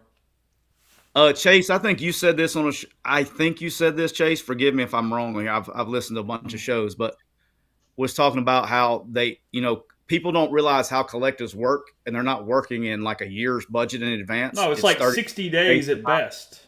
Is this the fattest coach versus coach matchup in recent football history? No, I was telling him I don't remember when Elko got this fat. Like I don't remember being this fat, but Pittman is fitter. Pittman is fitter than Elko. Bielema. He is. Oh, I mean, Elko just did the thing with the long T-shirt where he's pointing at the thing, and the T-shirt comes up, and there's just belly, and it's like I actually think Pittman is. This is a non-question. Bielema is approaching Ralph Friedgen, Mangino. Yeah, like Bielema's so fat that he has orbit around him. Yeah. Y'all are brutal. I love I love Brett, but like it's Elko looks unbelievable like how a fat he is. planet. Hey guys, we already pick on the coaches enough because of their play calling and their press conferences. Now and we're their body That's why they- shaming too, yeah, right? So Now we're body Tyler, shaming. that Can is we why cut they them a little They slack? get millions upon millions of dollars. That's the job. Yeah, Go but can we cut them a little bit of slack on the body shaming though? I mean, you know what I mean? Like, there's no Ball, time to man. really go work out and eat during the season, and you have to eat bad Well, there's food. clearly time to eat because it's clearly time to eat. Yeah, I was saying there's plenty of time to eat. Scoops. oh. That's the best. I tell you what, when the worst part is, like, all kidding aside, is during the season. That's why coaches try to go, like, you see them wearing all the sweat stuff and long sleeve shirts. Yeah. Like, you got to find a way. You have to find a way between the first Thursday in February and the first game. You have to find a way to try to lose some weight some way, or you just you're can't going to gain control. it. Oh my gosh, it's brutal. Like, you really don't have time to eat well, and then there actually is like a couple days, like, this would drive Scoops crazy, but because there's no rhythm to where you can get a routine down to where every day you have a chance to exercise. And then when you can't fit, and you know this because this is the way I am, Scoops, but like, if you can't get in a routine, it's very hard, like, to exercise. And then you start going, it turns in, like today, like when they left today, when you leave the building, you're like, okay, I'm leaving the building. There's the deal. Go, So far. go, get there, get up, go. Yes. War eagle fly down the field, ever to conquer, ever to yield. For eagle fearless and true, fight on you orange and blue. Ba, ba, ba, ba. Boomer Sooner. Come on, go. Touchdown. Boomer Sooner. Da-na-na-na. Da-na-na. Woo. Boomer Sooner. Oh, this is going so much better than I even could have ever dreamed. It's time to go back to Hank. This is all on you, Peyton. Start juggling, Hugh. Start juggling. This is when you're at your finest. All right, so 24. All right, 24 to 21. We put it at 40. It's 45. Put it at 45. All right, so if he doesn't get it and they kick it 20, oh shit. What's your number again? 40 what? 45 and a half. I was hoping they wouldn't get it right here, and then if Auburn did kick a field goal to win the game, then they wouldn't put it over. But I was going to catch you by the hook. Holy cow! What a play! Yeah. What an effort! It doesn't matter what he does here. Joey, thanks for the super chat. I was just thinking that Saban ate double oatmeal cream pies or Little Debbie's for breakfast and didn't get fat. He figured it out. Well, he ate two oatmeal. He ate the exact. Oh, what a play! He ate the exact same thing for breakfast and the exact same thing for lunch every single day. But it was like a wedge salad or something too, right? Turkey chef salad with ranch every day. And so he would eat the two oatmeal cream pies. I have plus 380. I took it live when they were down 10. I've never loved Oklahoma more. Hey, by the way, I think Peyton's got one more in him, don't you? I still got to write a note. He's going to throw another pick because now he's got to throw it. Anybody reading a notebook tonight, Chase? Doubtful. No. Don't we like so. What is the don't we see like a percentage drop between wins and losses? Doesn't like consumption go like reading? Yeah, like reading consumption goes just through the basement. Off the like if you could, it's like the whole travel thing. If I could get people say what would you ask the football gods? You'd be like, what are they doing on the road? Because if they're not going to win, I don't feel like going because no one's going to read anything that I write. Hey, just throw it off your back foot. Throw it off your back foot into a drop back, or is that a good recipe for success? Anyone? So that wasn't his dude. He just threw that to him. No, he just threw. It was just pressure, but he threw it off his back foot and never saw him. It's my favorite question. What was better, the read or the throw? Yeah, because it wasn't like the read was there either. 10 dropped out. He never saw him drop out. Brilliant. Damn. It was a brilliant play call, though. If he would have just executed, it was. Hey, ain't nothing wrong there. it was a touchdown. So Mark in the stream says he's got this doubled. He's got it Oklahoma -2 and under 47.5. Oh, he got it up to 47.5? Yeah. Oh, that'll work. Let's get Peyton on the option. Let's get Peyton on the edge. Some play calling right here. Let's draw up some ball plays right here. He is in his bag tonight. Oh, yeah. Yeah. Oh, just a brilliant call. He about got his ass rolled up on that one. Oh, wow. Look at this pass interference in the Arkansas game, Scoops. Yep. They called it. You're a few seconds ahead of me. Now, that's what pass interference I'm more interested in this play calling on the plains right now than I am anything else. All right, 2nd and 6. Oh, look at that. What a brilliant call. They need to bail back up out underneath him. That's what he doesn't see. I bet he's going to try and see if he can run it the rest of the way. He's going to get me on the over. He's going to try to kick a field goal and get me on the over. I mean, their kicker is not some guarantee. He's pissed at you right now. Might as well. He's going. Oh, wow, Arkansas. Dude, you got to be more ball aware than that. Arkansas, wow. Scoop, so I didn't got to be more ball aware than that. It's prophetic. Like they find so many ways to lose games. Scoop, so do you have Georgia or Alabama? Who you got tonight? I didn't even ask you. I think I picked Alabama. Chase, who'd you go with? I picked Georgia, I think. Pretty sure. Like to cover Georgia or Georgia to win?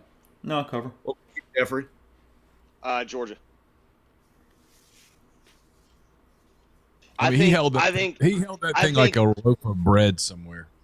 I think Georgia. I know Georgia's passing game hasn't been great, but you've been talking about it. Anyone's been watching Bama knows that there are plays to be made in the passing game, and I think that they're good enough to make them.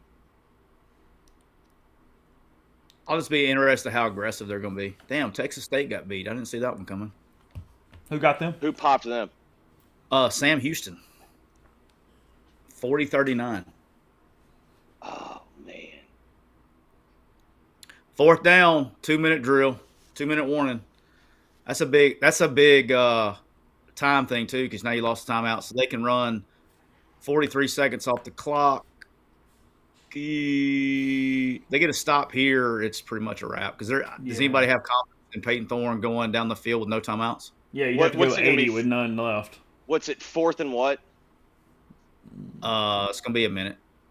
Hey, let me tell you something else, because he just popped up on the TV. I got to give a shout-out to this guy. Like, is talking about – everybody talks about young coordinators and all that stuff. Zach Alley is the defensive coordinator at Oklahoma. Came from Jacksonville State. He was at Rich Rod last year. Zach Alley is – you talking about, like young guys that are coming? That guy's brilliant. Like, I don't know. I haven't felt that way. Like, when you talk with him, like I felt that way with Glenn Schumann, and I felt that way with Kane Womack, and then Zach Alley. Like there's a coincidence, and that dude he's sharp, man. And this is his first year. He was a GA at Clemson with Venables, and then when Rich Rod and them went to when he was at Monroe, Terry Bowden hired him at Monroe, and then Rich Rod took him with him as the coordinator. He's a young guy at Jacksonville State, and they were obviously really good on defense last year. I mean, he did a great job last year. He's good, man. I mean, he's brilliant. All right, so I just need A&M to run this thing out, I think. What do you got? Left in that one? I got +6. 27. I didn't take money line. I just took +6.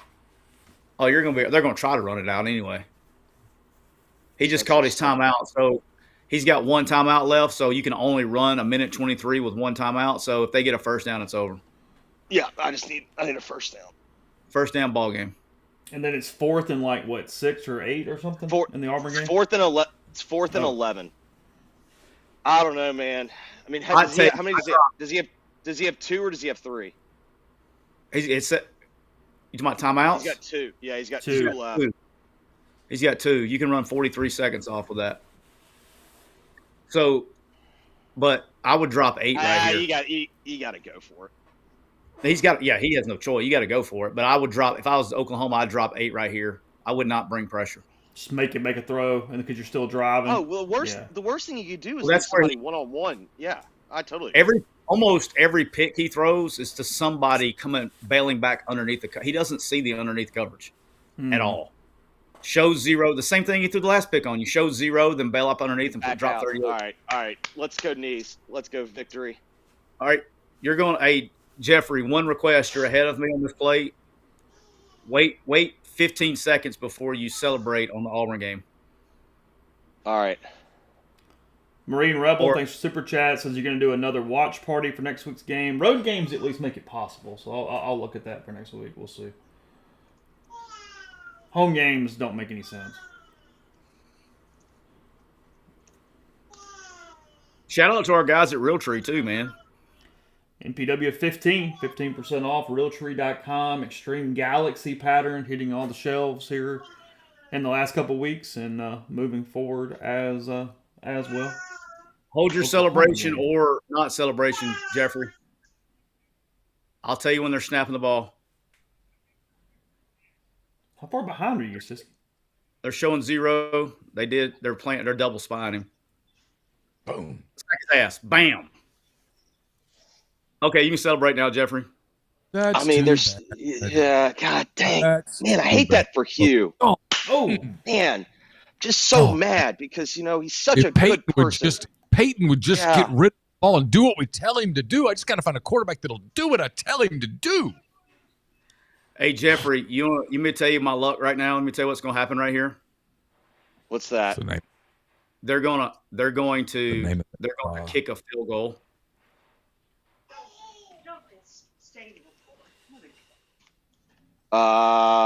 Yeah, but I mean, what you can root for is you could root for a first down. I know, but just run out the clock. They can run a minute. They can run 43 seconds out. We need one first down, basically. We need an 8-yard gain, then a first down. No field goals, because a field goal. Come on, Venables, don't do this to me. We need one first down. Closes at 9:30. I think Louisville's going to get the ball back. Oh, yeah, God, they are. Let's go, Card. Open until 10. Pro is closed. Ambiance is closed. Tiger's closed. What are you doing? Are you going through all the massage parlors in Auburn? In Auburn. Yeah. Okay. Massage. Closes at 8. Oasis is open till 9:30.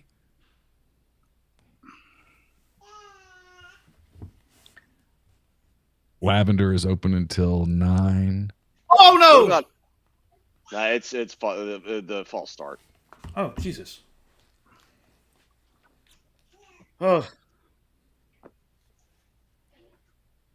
that was a little shaky just looking at it though. Yeah. I had it on silent. I didn't see. You know what I mean? Hey Neil, don't do away with the Cardinals just yet, baby. Down 7. No, it's that one's very much not over at all. How much time's left in that one? 2:29.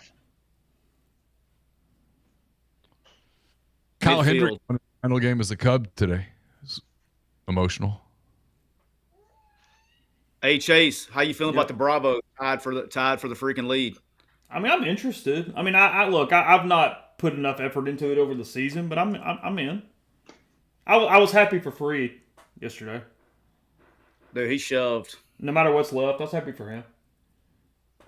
I'm gonna be so pissed right here, Jeffrey. I'm gonna be so pissed. Either one of y'all put money on the President's Cup? No. Because the lines were terrible. Yeah. Even was minus 250.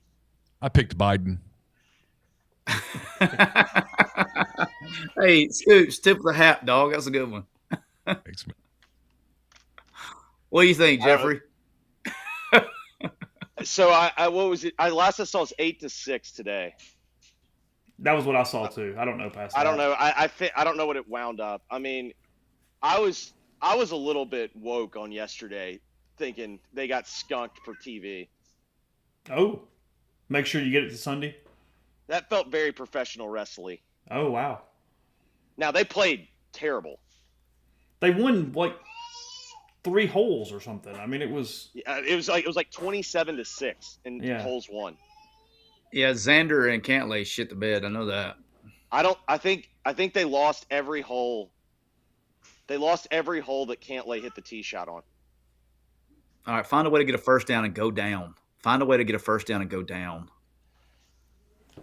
All right, so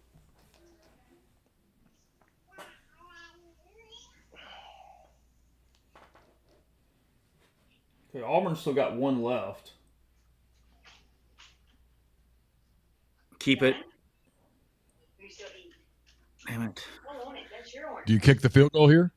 He's going to, yes, and I don't want him to. If it were anything less than 7, like if it were like 4th and 3, I'd think about going for it, but I get it.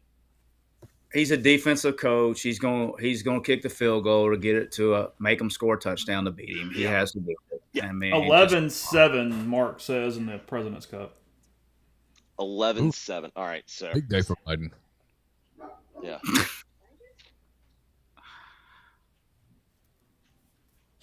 God dang, can we get Jeffrey? Don't celebrate, or I need. I'm watching right now. They have high utter. I need a hook. I need him I need the plant foot to go a little bit early. Let him get outside the ball. Snag hook it to the left. Come on, man. One time, just hook the shit out of it. Don't put it right down the middle. By the way, was the snap on Caden Davis's kick, was it a little high? It looked high from the ground. No, it was. The ball got down fine. And the kid made a great hold. He turned the laces directly out. It was a great hold. A+ hold. Oh, we're trying to get him to jump off sides. Yeah. Oh. That's always worked. Has anybody ever seen this work in the history of football? When your boys jumped off sides against Auburn, when Gus got y'all. What? I don't mind that just in case he jumps. Yeah, but with the kicker, when Gus got that fake punt. Remember when Gus did that fake punt at the end of the game when Mac Jones had to play for Tua? No, I don't remember. Dude, I got CTE. I have no idea. They ran it was like a Gus special. I think, to your point though, I think it works more on fake punts, like when you do like a punt than it does field goal.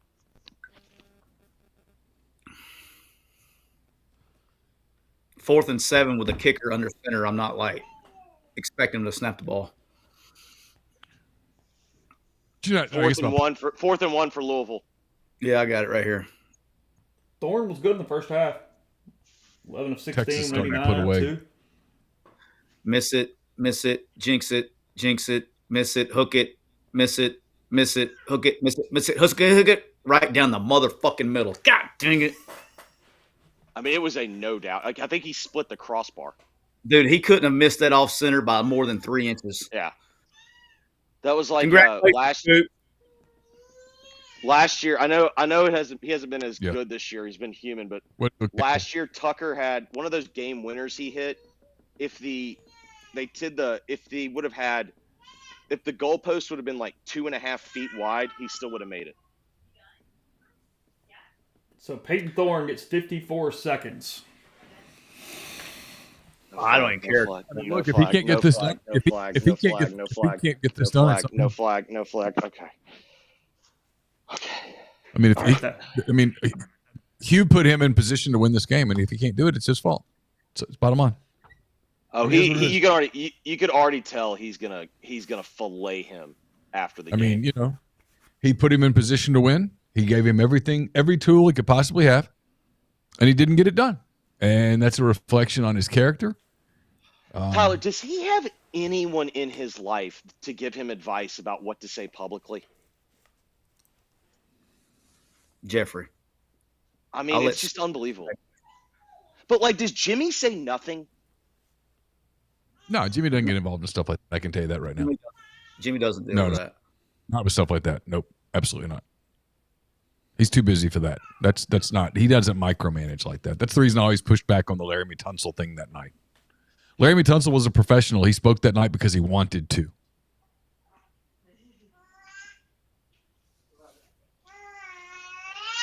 All right. 54 seconds, and he's got to go 75. Yep. This would Needs be an all of all-timer them. for me.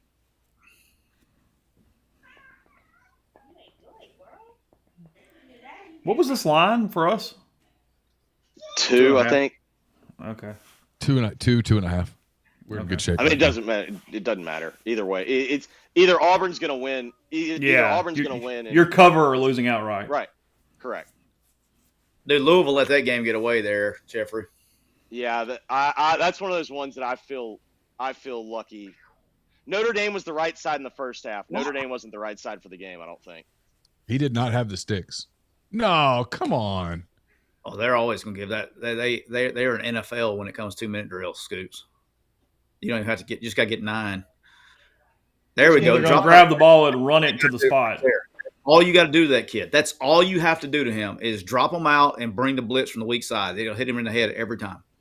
Oh, spike it. There's no chance. Oh, they gave him the first. Oh, Yeah. That's what we were saying. Like they give him the first down and run it into play.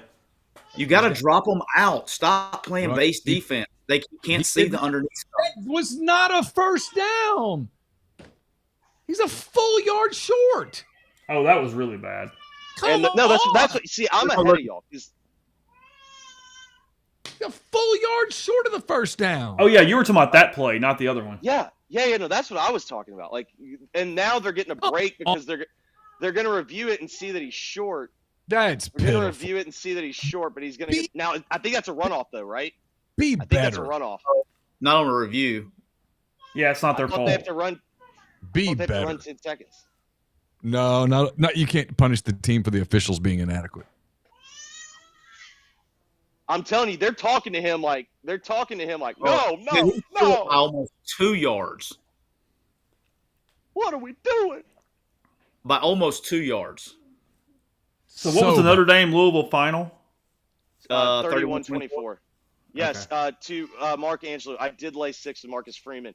As bad as he is, he's now 9-2 against ACC teams. Really? Yeah, ATS. Now his 2 losses are outright losses. Yeah. I mean, his back like.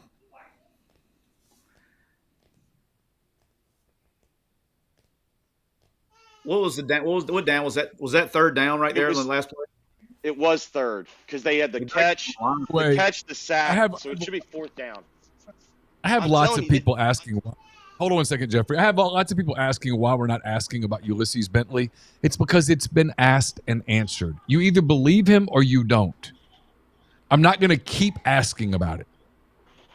Yeah, you can't make him change his answer. He's given the same answer multiple times. Right now, he's their third string running back. He is what it is. What it is. You got to get them on the ball. They're not on the ball. Get set. Oh my gosh. Run the clock. Why did they move it to 9 seconds? Run the clock. There was a 10-second runoff, so it was from I told 19. y'all, guys, I know my rule. I know ball. I know my rules. Okay, you were right. That is the kind clock of was moving. 4th and 1. Give me a situation where you didn't even get a pass off. Yeah, so 1 play, 4 seconds left. He doesn't have the arm to get it to the end zone, does he? He's about to get a big stat pass. I mean, dog, he can't. No. He's fixing to throw Hail Mary. He's set up for it. He doesn't have the arm to get it there. That was an all-timer. I mean, dude, he's 15 yards short. But, I mean, what guys, he was up 10. Was he up 11? What was he? He was up 11 with 21. He was 21-10. He was 2 scores. 21-10, is that right? So I think that is right. Yeah, 21-10. Yeah. He was up 2 scores with 9 to go. So bye week and then the Georgia Bulldogs. Go get them. Yeah. about to Gonna get be up. a rough week there. All right, boys. Bama and Georgia kicking in about half an hour, something like that, I think. Here's we're getting going. So, again, thanks to everybody. Hope we provided you some therapy sessions. We got Mr. Siskey, who is the Pollyanna of the day, to keep you locked in for next week and the South Carolina Ole Miss game coming up, 2:30 from Columbia. I'll let you know what's going on with that when we get to the planning purposes for next week. But again, thanks to Realtree for all that they do. Again, MPW15 at Realtree.com for all your outdoor and lifestyle needs. So appreciate those guys. All the super chats, all the streams, and everybody else. Take care. Have a good night watching a little football, and we'll talk to you again very soon.